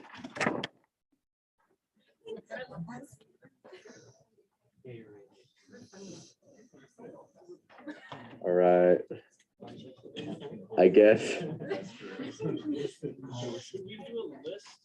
Should we pass around a list to make it easier for the Or can we all just accept that endorsements will be an amendment we'll make post passing, and you can just add those as we email you for the next 24 hours? Is that fine with everyone? Yes. But also, I generally kind of think making a list would be a good idea. So like we pass around a piece of paper, each one you write down on it. I guess we could just do it in the Slack. Say in the Slack, I want to be put on as an endorser of this legislation. Yes, I think that works too, but better. don't all of you probably DM me at once because that's gonna take way too long. So this grab each other, that would be easier, because I know when I was doing that, it did take. All right, any other questions? Yes, Senator Lozoya. Can you please scroll down to the therefore clause? I was just gonna say like, or suggest that for after the city of Fort Collins, I would say not just to change and improve, but to also better serve the community of Fort Collins. Because I feel like this like policy is not serving anyone right now. So I think that just like an amendment to put the word serve in there at some point. Yes, I the community. think that's a great idea too, because like I want to make it sound like, because basically the whole goal is to make it so it sound like we're not actually saying we want to get rid of U+2. So I think the word serve is the best way to do that. Because if we do, they're gonna get even more mad. Okay, I yield this to you. Thank you. Any other, Senator Taylor? Can I just ask, because U+2 is kind of new to me. It's something that I just found out about like a week ago. So what is like the negative things that people see about having a maximum amount of people that can live in a household? So my two reasons I know my two. So one of the reasons why like for me it's negative is, let's say you have a 4-bedroom house and you want to rent it out. And like if you do that and all the people aren't related, then that means that you cannot fill every single room.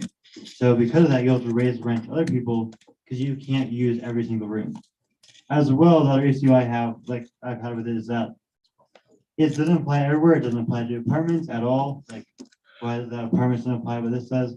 So for me, the issue for me is it's almost too vague and it really hinders certain things. Whereas if for Collins today, you only have one person in each bedroom, I would think that's a great idea. But the way it's framed is very much a thing to make it so multiple people unrelated cannot live in the same house. That was the whole reason why it was in place. So because that was the whole reason it was placed, was this to make it so not as many people can live in a house, even if there is a space available. That's the reason why. And as well, it does increase rent. And no, do you think that's it? Yeah, so I don't know if any of you saw this recently, but Forbes listed Fort Collins as the #1 city to live in the United States. And from what I know, either that or the state. So if I'm incorrect on either of those, please correct me. It was the state. I'm pretty sure. Was it? It was 2 years ago, I think 2 years ago, we were #1. No. So with an additional marketing for Fort Collins and for people to live in Fort Collins, there's going to be an influx, and we've already seen it in the state of Colorado. More and more people are moving here, mainly because one, it's a fantastic state to live in, and two, we have the land to be able to build.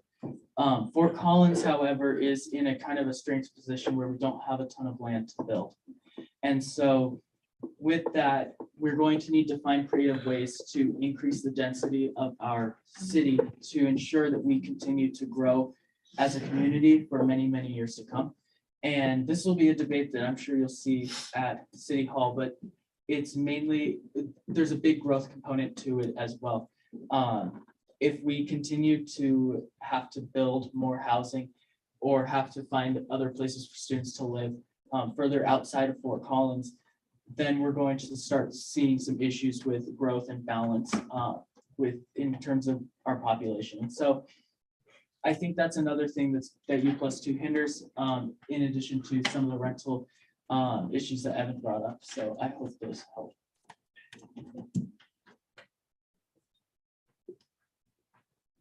Thank you, I yield. Thank you, Senator Teets. Okay, so what is your goal in this? Is it to like completely eradicate U+2 or make it like U+3 or 4? So basically,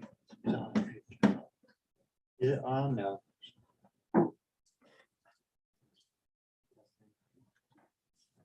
Should be in the upward position. Use this one for now.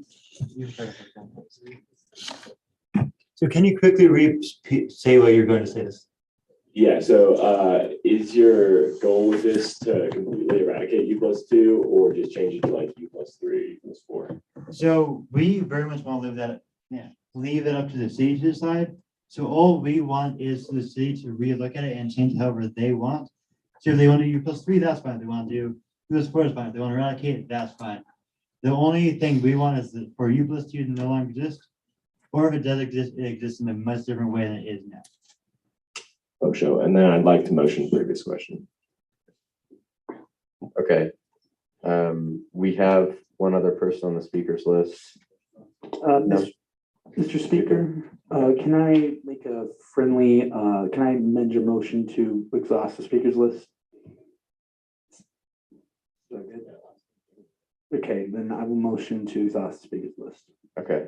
Point of personal privilege, how many people are on the speakers list? Just one more. Am I there? Yeah. Unless you want to be on secondary.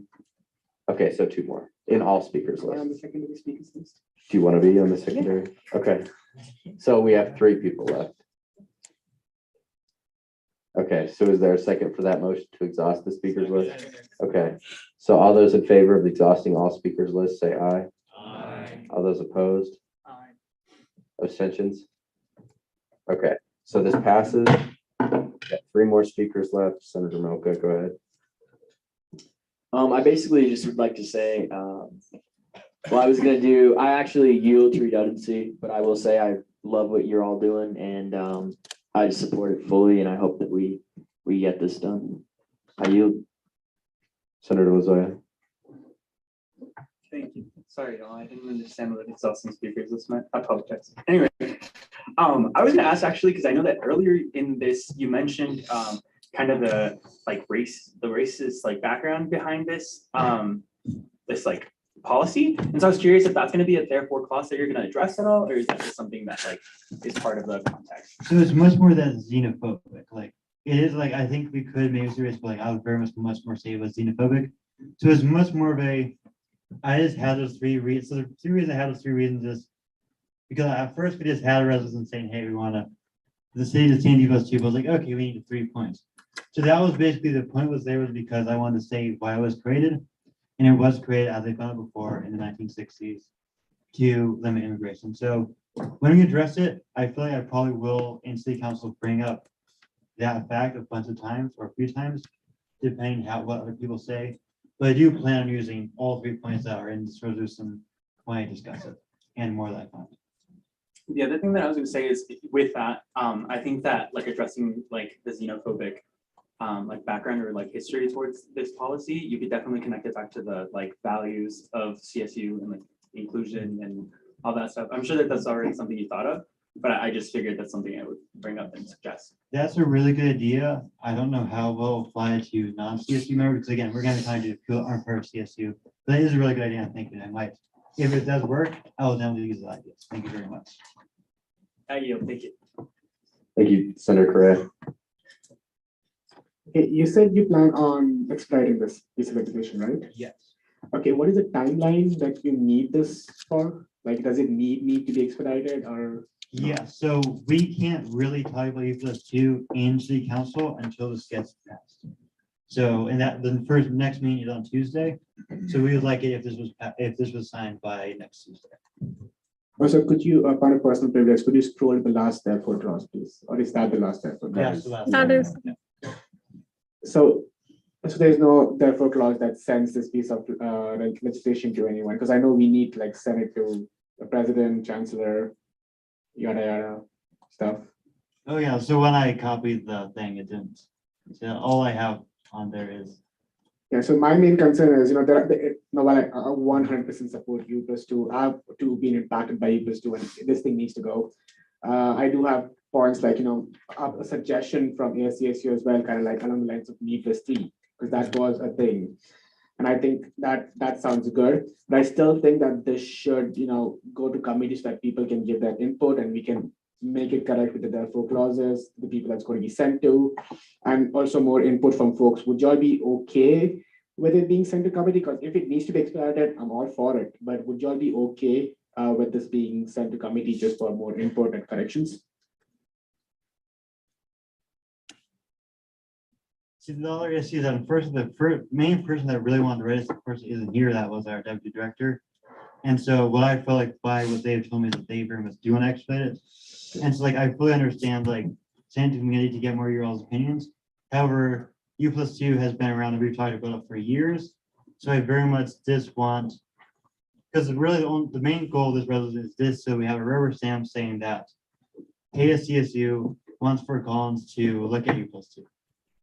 And so I don't want to change the send to, like I'll help make a friendly amendment to change it so it says who to send it to, but very much like if it was selected. Yeah, because there's also the other issue with improve the U+2 policy. I do not know how that sounds when in terms of improve the U+2 policy, because that would just mean that, oh, we'll keep the U+2 policy, just kind of make it better, which is still shit in my opinion.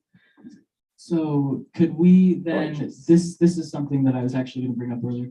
Would Senate like to take out the change and improve and replace it with amend? But point of information, anybody can make a friendly amendment or, and if the authors do not accept, we can vote as a Senate for that amendment. So I would like to make a friendly amendment there. I just don't know how to word it to make it sound better. Because my goal with this would be like to get rid of U+2 and maybe have a me+3, because that allows like 4 folks in the house. I think that makes sense to me. But with the current wording, it doesn't really promote that idea. It just promotes improving U+2, which if I would have to read it as a person that, let's say if I did support U+2 in city council, and if I were reading this, I'd be like, I'm going to keep U+2, but just improve or make certain amendments, like a cherry on top. But I still think we need to better phrase this. I just don't know how. Do you want us to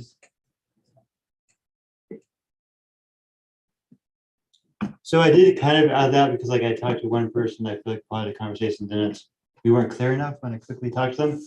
So are you okay with us just deleting the improve and just, or to just say to delete the and improve and just keep it to change U+2 policy? Would that sound much better? So it's really hard because I unfortunately can't see it right now, but it says improve and change, right? Change and improve, yes. Change and improve. So do we want to just get rid of the improve and just keep the change? So make it so this says change U+2 policy? Would that sound better? I think that would sound better, okay. Yes. So yeah, I definitely would want to delete the and improve and just to change U+2 policy to better serve the people in Fort Collins. So if you could delete and improve. Thank you. Because yeah, that sounds way better. And the last question, and this is to everybody, do you think we should have a therefore clause sending this piece of legislation to concerned members? Then I would like to make a friendly amendment for that therefore clause as well. Yes, and yeah, I think that's a very good idea. Unfortunately, when I got the template, it wasn't on there and then I forgot about it. So thank you very much for bringing it up. So once that's added, I yield the rest of my time, Mr. Speaker. Thank you. And to provide context, since Jorge isn't here, it was shortly after me and President Long and a few other leaders in ASCSU. These two fellows were here as well. We had met with Mayor Arndt, Councilwoman Peel, Commissioner Shattuck McNally, and Commissioner Kafalas. And we had talked about U+2 a little bit. And so shortly after that, Jorge was in my office and we were kind of brainstorming what we could do as far as ASCSU. There's a motion.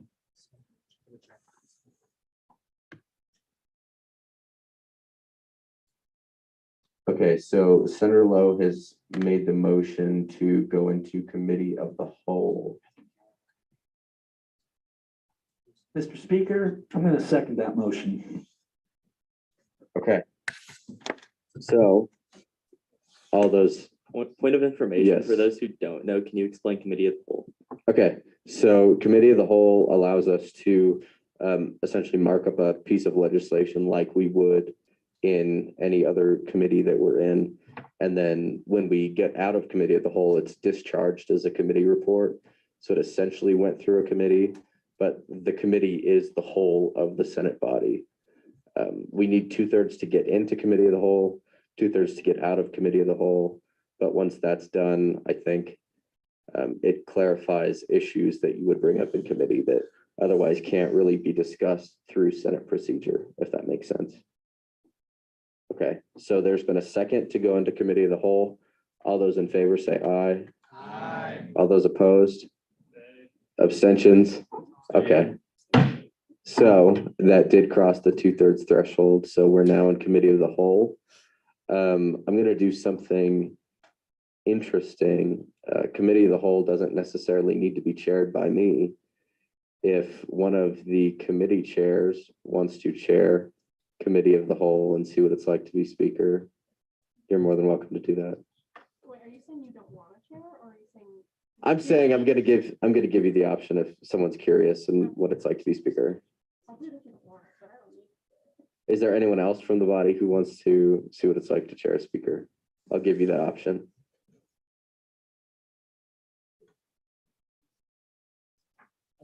I'm a vice chair, but. Senator Denson, do you want to? Okay. Stay right here. All you, buddy.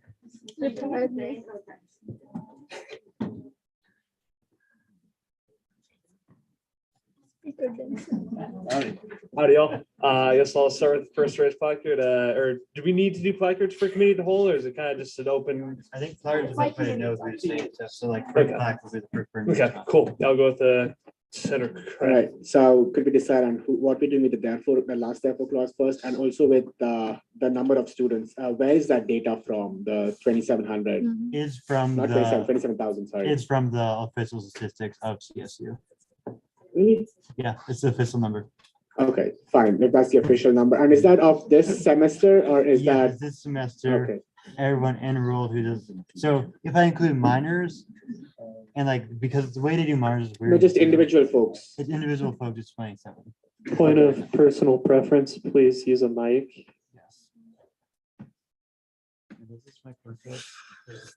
Whatever that. I apologize. So basically, it was on the official website. Every enrolled student, not including minors. Oh yeah, now we're like put up. Every basically enrolled student, not including minors, is 27,956. Like that's the official number I got. However, the website was kind of vague, like on certain things, but like I was like, okay, this is the most official number I can get. I'm most certain is the best correct number. Okay. again, we have that last therefore clause amended, please. It's concerning me.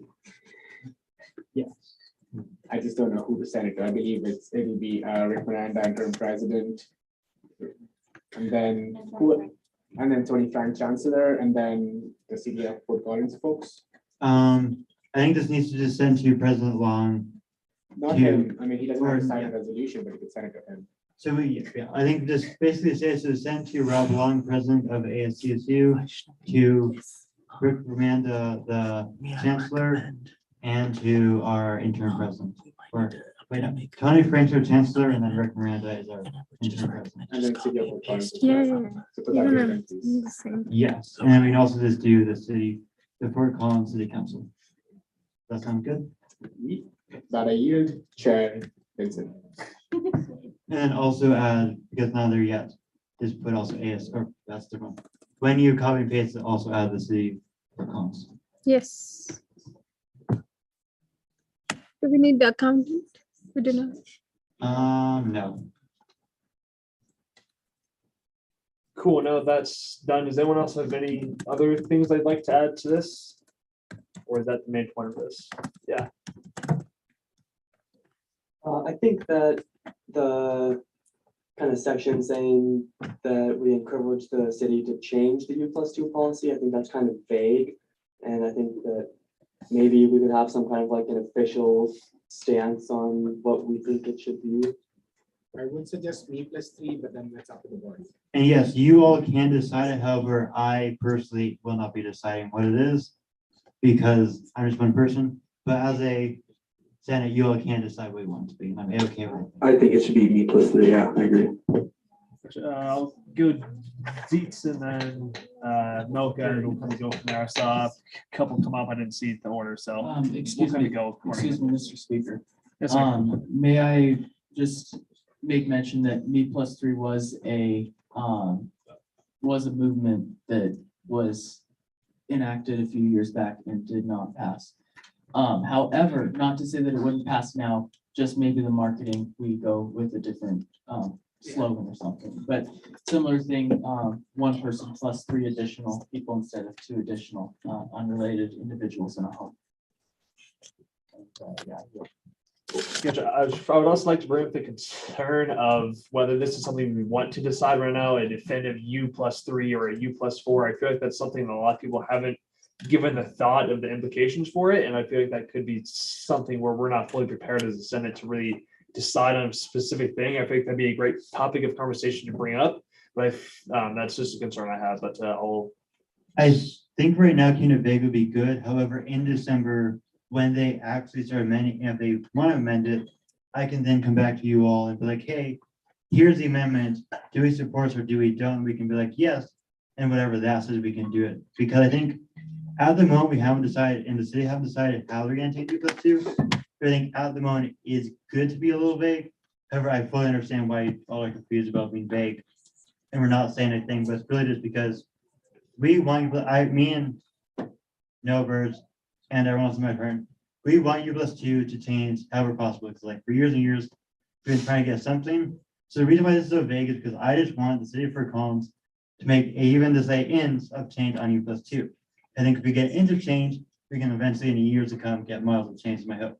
So the reason why it's vague is because this is the first step to hopefully get to the city of Fort Collins does change it even more. So right now it's vague, so they can change it more later, if that makes sense. Yeah, so you took the words right out of my mouth. Yeah, basically, like he was saying, it's good to be vague right now just so we can get something changed. And then as it goes along, then we can say, okay, now that something's actually going to be changed, here's what we actually concretely want to be changed once we get some more research on it, And I yield. And I'd like to make an amendment, if that is possible. So we use the word change in the second to last therefore clause. Would Senate be open to changing that to amend? What would the difference be? The word amend would just be somewhat more formal. Okay. And probably a little bit more expected from the city of Fort Collins. Does anyone have anything to say against that change? Eradicate would be better. I like the negative change. Isn't eradicate a little hostile? We're trying to get this passed, perhaps not the term eradicate, maybe? No, if you say eradicate and you want U+2 to be, gone and changed, then U+2 and anyone like to change the bill as a whole. But eradicate would mean you were able to change the bill and rewrite it fully. Change just means you would keep most of it and just change how it's proceeded. I second that. Then I agree with eradicate, but maybe drastically change would be, or drastically amend, no. Drastically amend. I think drastically amend would be good, because again, I agree with like eradicate sounds good, but unfortunately, when people for council read this, or city council, they might read eradicate as very like, they might unfortunately get a more hostile reaction than I want from it. So I think if we do drastically change or drastically amend, that'll be a little less, and so they might more likely want to change it. Because I don't want it to sound too rude. If it sounds unfortunately too rude, they might just shut the door and be like, no, we're not dealing with you all, you're being too rude. So I like where you come from, it's like a really good idea, but I think what Ben Tourist, Associate Senator Tourist actually said might be the better route to go. Then Chris and Greta. Okay, so Actually, I'll start with Malcolm, sorry, he had his going first. So I would just like to put this statement out there. I don't think that the local government should have any say in how many people are in a household. So, I mean, I definitely understand starting with 3, but I think at some point, this should be eradicated completely. So I'll stand by that stance. And yeah, I just think it's absolutely ridiculous that our government can tell us how many people are in a household. But I do agree if we start with maybe like a smaller, like 3 and then 4, work our way up. But yeah, I just think it's ridiculous. So, and I hope that we do expedite this. So what does Senate, what does committee think about having eradicate U+2 and bring in a better policy to serve the people living in Fort Collins? That would show that we want to get rid of U+2 as it is right now and bring in a whole new policy. So that would be both ways. We'd be firm that we want to get rid of U+2 instead of being vague, and we'd also say, hey, let's bring another policy that would help support it. What does Senate think about that? Is your point on that, on this direct? Yeah. Just kind of speak If for we you. want to go that route of do away with it, I would recommend using the word repeal U+2 and replace it rather than eradicate and replace. So may I interject as the author? So the one of the additional reasons for this resolution is the city of Fort Collins is actively working to bring an amendment to U+2. And so our goal going to these city council meetings is not to oppose the policy directly, but rather to support the city's efforts to amend it to make it friendlier for the city of Fort Collins. Because each step that we can get is a step further than we have gotten over the last decade of work on this policy. And so our goals in this is rather to start at step, let's say 16 rather than step 1. And so what we're looking to do is to support the city's movements to amend rather than to take down the entire, take down the policy. Could you elaborate on the amendments? So there's a couple options on the amendments that have been somewhat brought up. One of them is there's the potential that an exception be put in for U+2. And so landlords can go in and apply to have an exemption on their property. Right now, the exemptions only apply to specific zones in the area, and the exemptions only apply to the land that the house is on. As for the difference between land and improvement would be just the home on the land. Adding an exception to the home itself is much easier than adding an exception to the land that the home sits on. If you add an amendment to the land, it's much more, one, it's permanent. As soon as it's added to the land, it's permanent, but also it's much more difficult. And so there are many places, many homes in the area that can apply for an exception currently, but it's just too difficult and too I guess, cost the cost is not worth the benefit for the landlord in that circumstance. That's one option. Other options would include increasing the occupancy limit, maybe to 3 or 4. And so those are the couple ideas that have been brought up in city council, and those will be discussed further in December. Does anyone else have anything to say on that point? I'll kind of keep that open. If anyone has anything, kind of keep that as open as a discussion. Nothing else on that? Yeah, if it's on this point, just speak freely. I think that we should kind of stick with the amend the U+2 policy, because that's coming off as kind of like a soft suggestion instead of like we need to like make this huge change, because I think that a lot of people would be less willing to listen to that than if it's like hey, we see this issue and we want to like kind of change that a little bit. So I think that we should stick with kind of soft language like amend instead of like hostile language, if that makes sense. Chairman, you had a point to say? Yeah, this was a bit further back in the conversation, but if we still wanted to go the route of, say, eradicating the policy, you could use the word to remove, which is very neutral and has that same idea of like the policy is gone, but it has a more positive connotation. But I'm also fine with using to amend. And this, so I'm pretty certain I might be wrong. So one of the council members, one of the council people on the council, I'm pretty sure wrote U+2. And so when they see this, if we might say remove, they would be like, oh, it's my pet project. They want to get rid of my pet project. But you all don't really know, gotta bring it up. So I think doing amend might be the best way, because also, unfortunately, my goal is like, I don't want to anger for constantly government too much. However, I fully understand where you're coming from with remove or Eradicate. ever that. But I do think amend would be the best way, just because not really mean you sound neutral, but like I want to sound as nice as possible, because if we unfortunately sound too rude, we might not be able to get as much done as we will if we sound nicer. So I fully agree, amend makes the most sense, but I fully understand where all you came from, and thank you very much for all you for giving your opinions. Cool. Does anyone else have anything else on that? How would the committee, sorry, Mr. Speaker. Go for it. No. How would the committee feel about using the language significantly amend?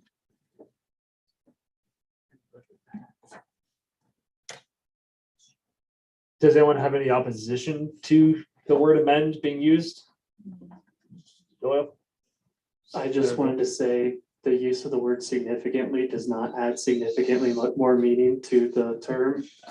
All that needs to be said is amend. I yield, Mr. Temporary Speaker. Thank you. Does that work for the authors? You guys okay with the word? Are you guys okay with the words amend? And does that work for the Senate too? Okay. I think significantly sounds good. I think it just adds more like power to it. So I put that in there. I yield.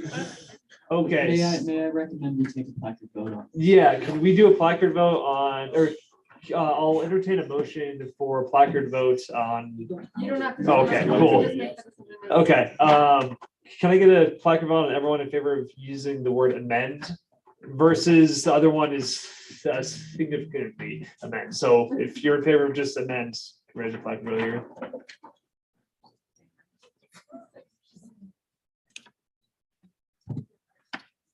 Cool, and then if you're in favor of significantly amend.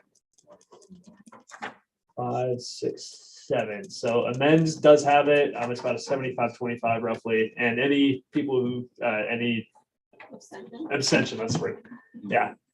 Cool. So I think we kind of all majority agree on amends. Does anyone else have any other points on this besides that's outside of the wording of just pure amends? No. Senator Kelly. Associate Senator Kelly. Yeah, Associate Senator Kelly. Sorry.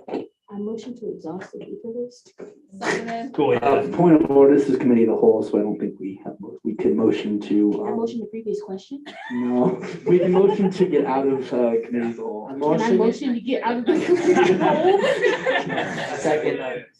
would just say, no, like, I fully understand it, but like, I would really want to hear what anyone else has on this document before we leave committee.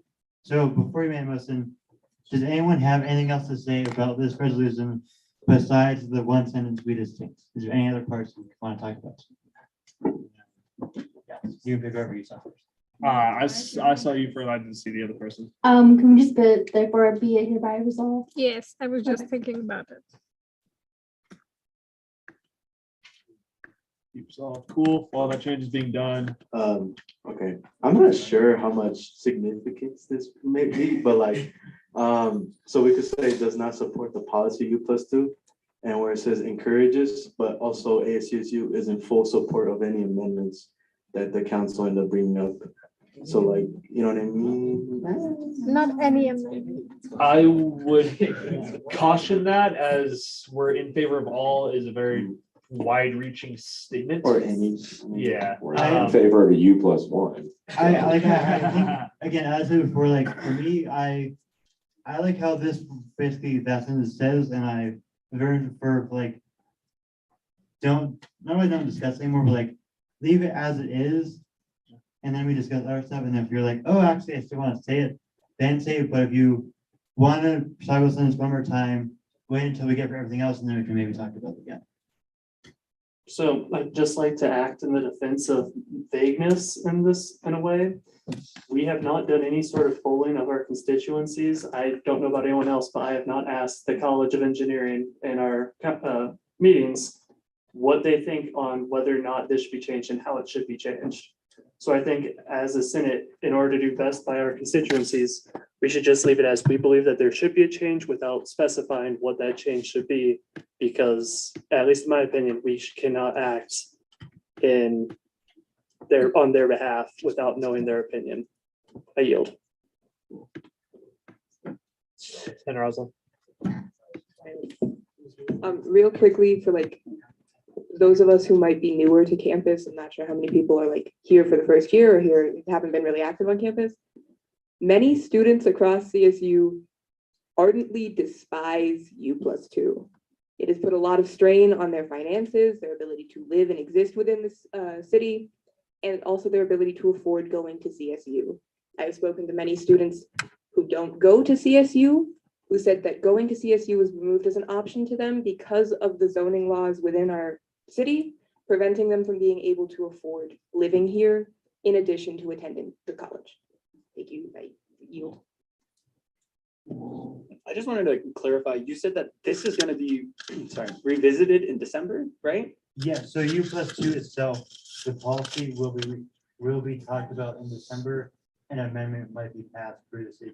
Got it. So my understanding of that then is, you know, as of right now, we can keep it vague, just say this is the opinion of ASCSU, and then later when this gets revisited, we can be certain we can actually put a position onto what we believe needs to be done, right? Yes, if there is, and if I feel like it's necessary, because I mean, that'd be possible, like, resolutions aren't the firmest thing. So if I just get a lot of students coming in there, I might just leave it at that, but if I feel like it's really important for us to get students again, that's the only thing.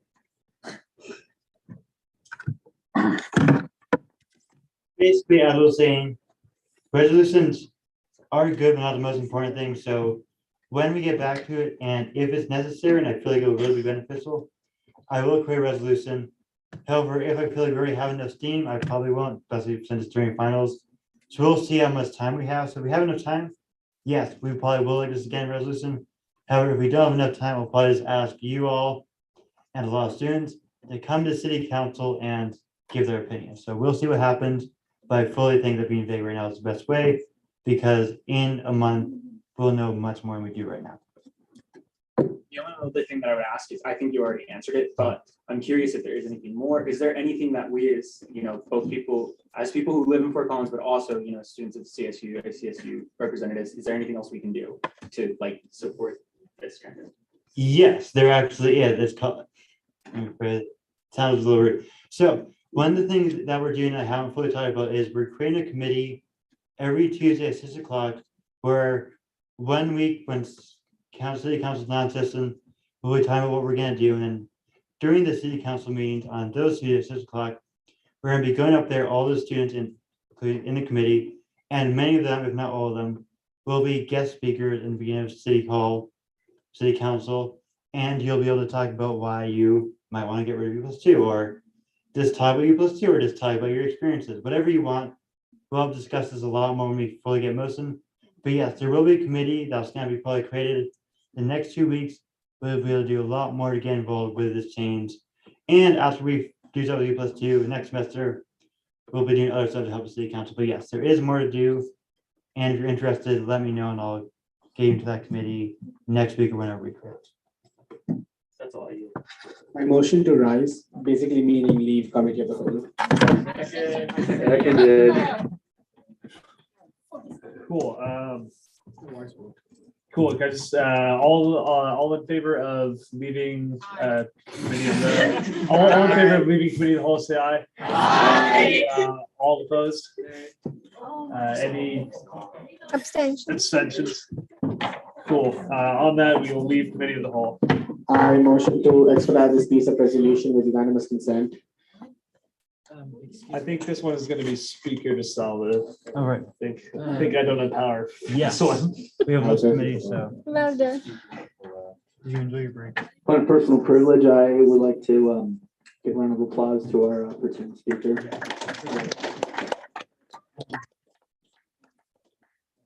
Didn't mean to bring the clause down. One final amendment, the final therefore clause, should be therefore be hereby further resolved. So the parliamentarian. Once that is made, I motion to expedite this piece of resolution with unanimous consent. Okay, okay, so is there any dissent to doing this by unanimous consent, expediting this piece of legislation? Seeing none, this piece of legislation is expedited. I motion point of order, I think we needed to have discussion and debate on expediting, but if we do, I motion to approve the question on that. Just let it be. I motion to pass this piece of legislation with unanimous consent. Okay, is there any dissent to passing this unanimously? Seeing none, this piece of legislation passes unanimously. We do not need any discussion to expedite a bill. And we already went over it, so. Can I motion to a recess, please? We, Are we almost done? yeah, we have like Okay. 15 minutes All left. right, cool. And thank you everyone for going through this with us. It's And ending. so, thank you very much. That was a very good conversation. Thank you. Wasn't that fun, Senator Dinson? It was really fun, actually. That was great. I wish I would have been in Spain last year. I thought we would be up on that podium right now. Fantastic. Okay. So, yes. Chair Salazar. I would like to motion to use beginning roll call as ending roll call. Okay. So all those in favor of using beginning roll call as ending roll call, say aye. Aye. All those opposed? Okay, I'm gonna call division on that. So we'll do this by placard. So all those in favor of using beginning roll call as ending.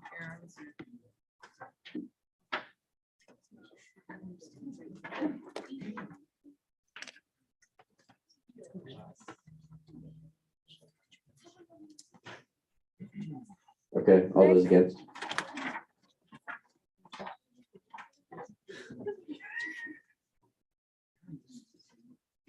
Abstentions?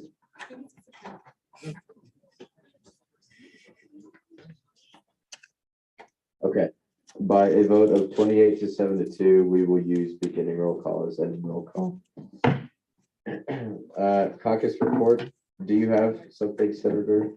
Sorry, but for the people who are late, including me, can you add me to that beginning roll call? Yeah, absolutely. I yield.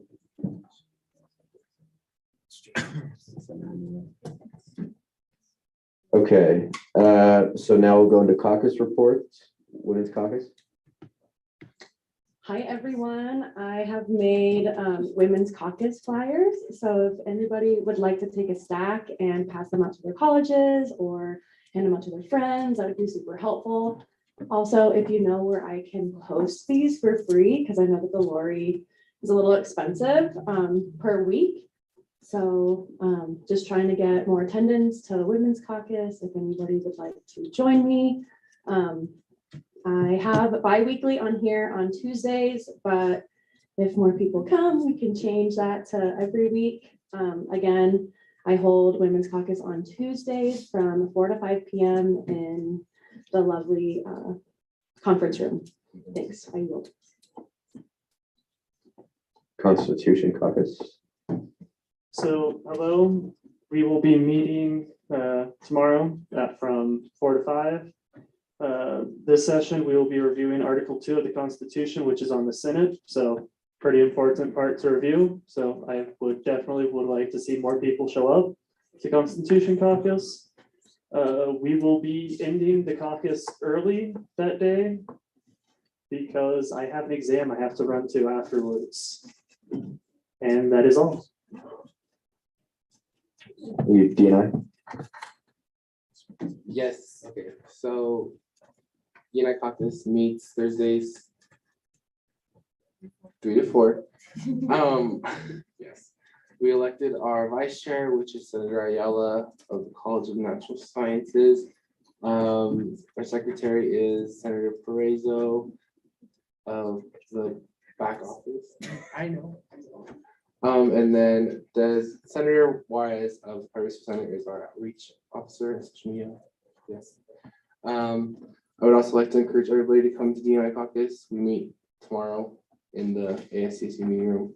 I know I said it before, but please come. We also have Zoom options too.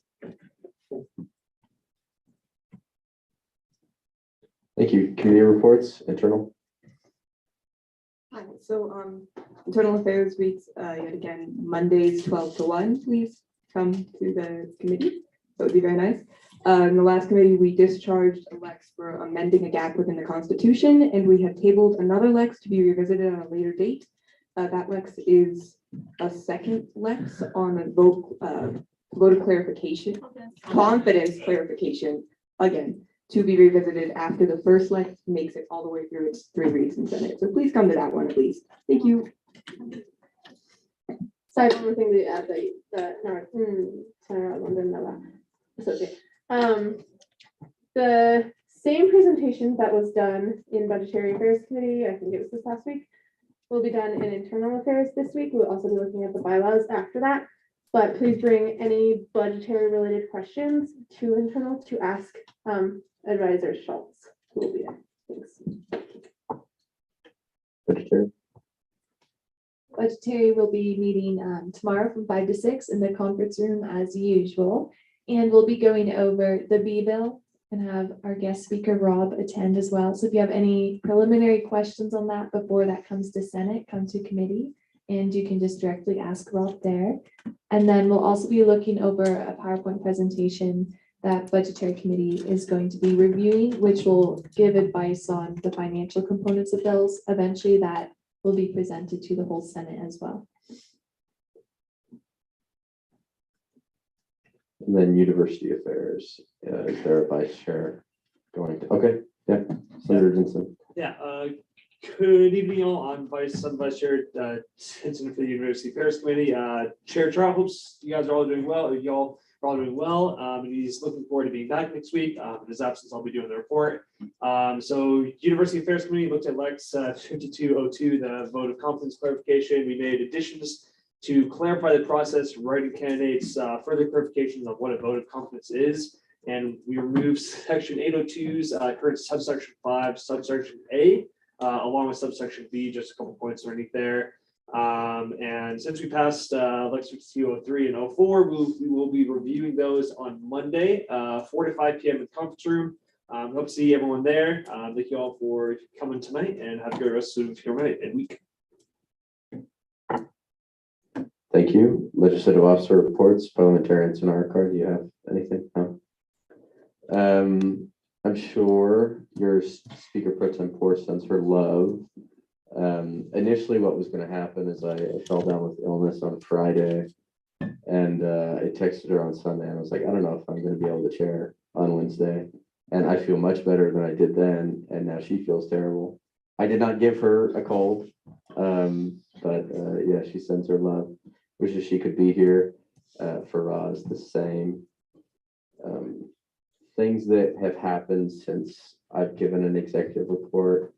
I think 2 weeks ago, President Long and I, along with the Vice President Sandoval, we met with Vice President of Student Affairs, Blanche Hughes, along with the interim provost, Jan Nerger, and we kind of just gave her updates, gave them both updates on what was going on.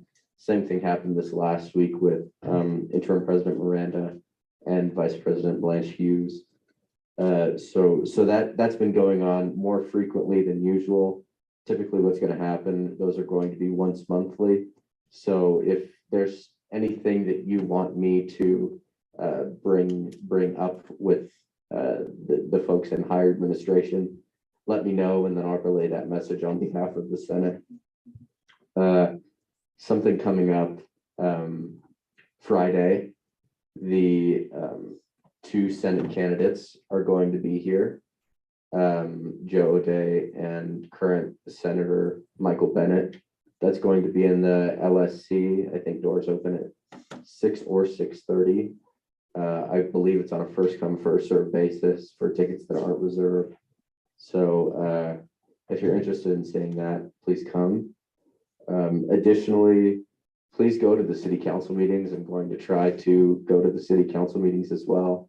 What we heard when we met with Mayor Arndt is that there was a city council member who was very open-minded about U+2 and changing U+2, but some of the conversation that council member heard during public comment from the 65 and above crowd was very negative and hostile towards not only college students, but very pro U+2. And Mayor Arndt said that council member was wavering in their stance on U+2. So if we show up, if we make our voices heard, it actually does have an impact. So please, the political will is there to change U+2 for once. So let's make sure we can do it. That's all I have. Senator and Associate Senator reports. Senator Sanchez. Hi, everyone. If you haven't heard, this weekend on Saturday from 10 to 4 is Viva Market. We're gonna have over 25 vendors there, local Latinos, and we're gonna have 2 food trucks, Tacos El Diablo and Las Catrinas. They're both super yummy. And if y'all would just come and support, enjoy music, and buy stuff, eat food, I would really love that. Okay, I yield. I'll be singing, by the way, so Yeah. definitely go. If you come. I think we have another candidate to sing the fight song, so great. Senator Correa. Evening, Senate. First of all, congratulations on having a very productive Senate session. I'm really happy. Second thing is that Senator Hill and I have a meeting with the police chief tomorrow from 4 to 5. So if y'all, and this is for cameras on campus and the storage of that footage. So if y'all are interested in tagging along, it's going to be 4 to 5 at the CSU PD office. Just send me a message in Slack so that I can give you more information on it. And that is all I need, Mr. Speaker. Thank you, Senator Hill. Yeah, I would, excuse me, echo what my previous, the previous speaker, Senator Correa said. We'll be going at 4 o'clock. I'm very excited. So I'm looking forward to having talks with any senator who wants to come. It's an open invitation to the ASCSU. Please let me know, or Senator Correa know. Regarding that, I unfortunately heard some news that the invoice to take from the bill, money from the bill to buy cameras to install the NU locks were not not invoice from discretionary. So essentially that means they didn't take the money from our discretionary to make this policy. So no cameras have been put up. And I learned this from the advisor, Jeff Giro and Jesse, that they were not invoiced. So again, correct me if I'm wrong, but they did not take money from our discretionary invoice to put the cameras up, correct? So we have not been invoiced, so it hasn't, so we're good. So the meeting is going to be a topic. Why haven't you taken money to put that up yet? So clarification on that, there were other sources of funding as well, so it could have been because I remember ASCSU just funded one camera from Senate discretionary, and then we had some funds from ADFAB and RHE as well, so that it could have gone from there for now. So that could be a possibility that cameras have been installed, just not in the particular place that the Senate funded. So that could be a possibility, just to put it out there. well, that's where we're going to be meeting next week, so we can discuss these clarifications. So I'm looking forward to that. That's about, I had a meeting with Director Silverhart today about putting a vaccine drive in campus to help with that and see what ASCSU can do regarding so. And want to work with Senator Milka on a resolution to support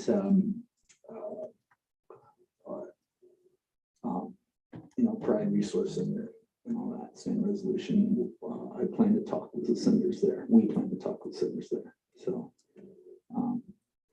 and Senator Milka can say more regarding that too in his report if he wants to do it. And that's all. I yield. Chair Salazar. Okay, anyway, I would also like to encourage everybody, the drag show for House of Ovis is Sunday the 30th from 5 to 9 o'clock in the LSC ballrooms. It's gonna be a great time. I really hope everyone shows up and supports them. And yeah, I yield. Thank you. Senator Lowe on Zoom. Can you hear me okay? Okay, I just wanted to check. So I have some announcements from the SDC, and these are kind of some more bits and bobs with legislation. So the first one is I met with Justin Dove today, who is our director, and we talked about the resolution that I am writing that I put up in Slack. And so I was able to kind of get some clarity with how things are working behind the scenes. So I'm going to make some edits on that to make sure it is aligning with the work that the SDC is doing to make sure our interpreters get healthcare. We also talked about the accessible van that is to help students as a service to get from housing to classes and around campus. So that is still in the works, and there's still meetings going on about that. And it sounds like it's been kind of a mess, but that is also still going on and happening. And that's a piece of legislation from last year that's still being worked on. And then sorry, I'm looking at my notes. And then there was also some meetings about the issue with the ADA compliance with Lyft. And so right now, it sounds like they're still waiting to hear back from general counsel because it's a gray area in terms of ADA compliance. So that's all I have. I yield. Thank you. Chair Schumer. Hi, y'all. I have an announcement for ALVS and off-campus life. It is Veterans Week, the week of November 5th through the 12th. We have a ton of events that is going on. I have flyers with a QR code if you are interested. The first thing that we are doing on the 5th is a fall cleanup where we go around to the elderly around Fort Collins, and we help them clean up their yards. This is a great help for them because a lot of elderly people cannot rake, mow, and do other things around their yard. So it's just a way for the students to kind of give back to their community. And also on the 5th, we are having the 5th annual ALVS Military Veterans Ball. Everyone is welcome. And if you are interested in signing up for any of these events, or if you'd like to join, I have the QR code and some very nice little posters from ALVS and Off Campus Life. Again, it's Veterans Week coming up, November 5th through the 12th. Go Vets. I yield. Thank you, Senator Mocha. All right, hope you're all having a good night. And yeah, so basically I want to help with Senator Hill on coming up with better resources for Pride and just helping people in that community. And the other thing I'd like to mention is personally, I'm working on getting locks on the stalls in the men's bathrooms in Clark. I've been told I want to, make sure there's no confusion. These are just temporary. I mean, these locks are probably very cheap. So if there's any support on that, that'd be awesome. Just so there's more privacy in the restrooms. So that's kind of what I've been up to lately. And Mr. Speaker, I yield. Thank you. Any more senator or associate senator reports? Seeing none, we'll move into. Okay. Yeah. You're sick, you can't sing it. Fantastic. Take care of your health. I appreciate it so much. So there's been a motion to remove the fight song from the agenda. There's been a second. So all those in favor of removing the fight song from the agenda, say aye. Aye. All those opposed? Yay. Okay. We'll do this. We'll do this by placard. It does need a 2/3. So. Oh, Nick, you're screwed. All those in favor of removing it from the agenda. Maybe run the home.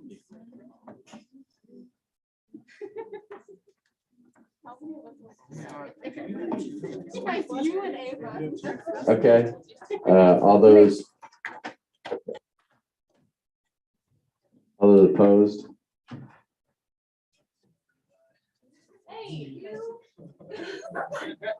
Don't count that green one back there. Right. And then abstentions.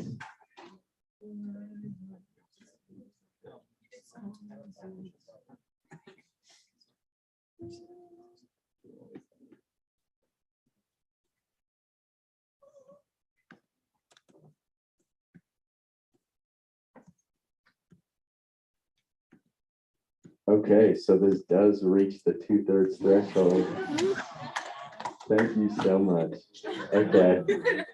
All right. Now we will adjourn. Thank you. Have a great weekend.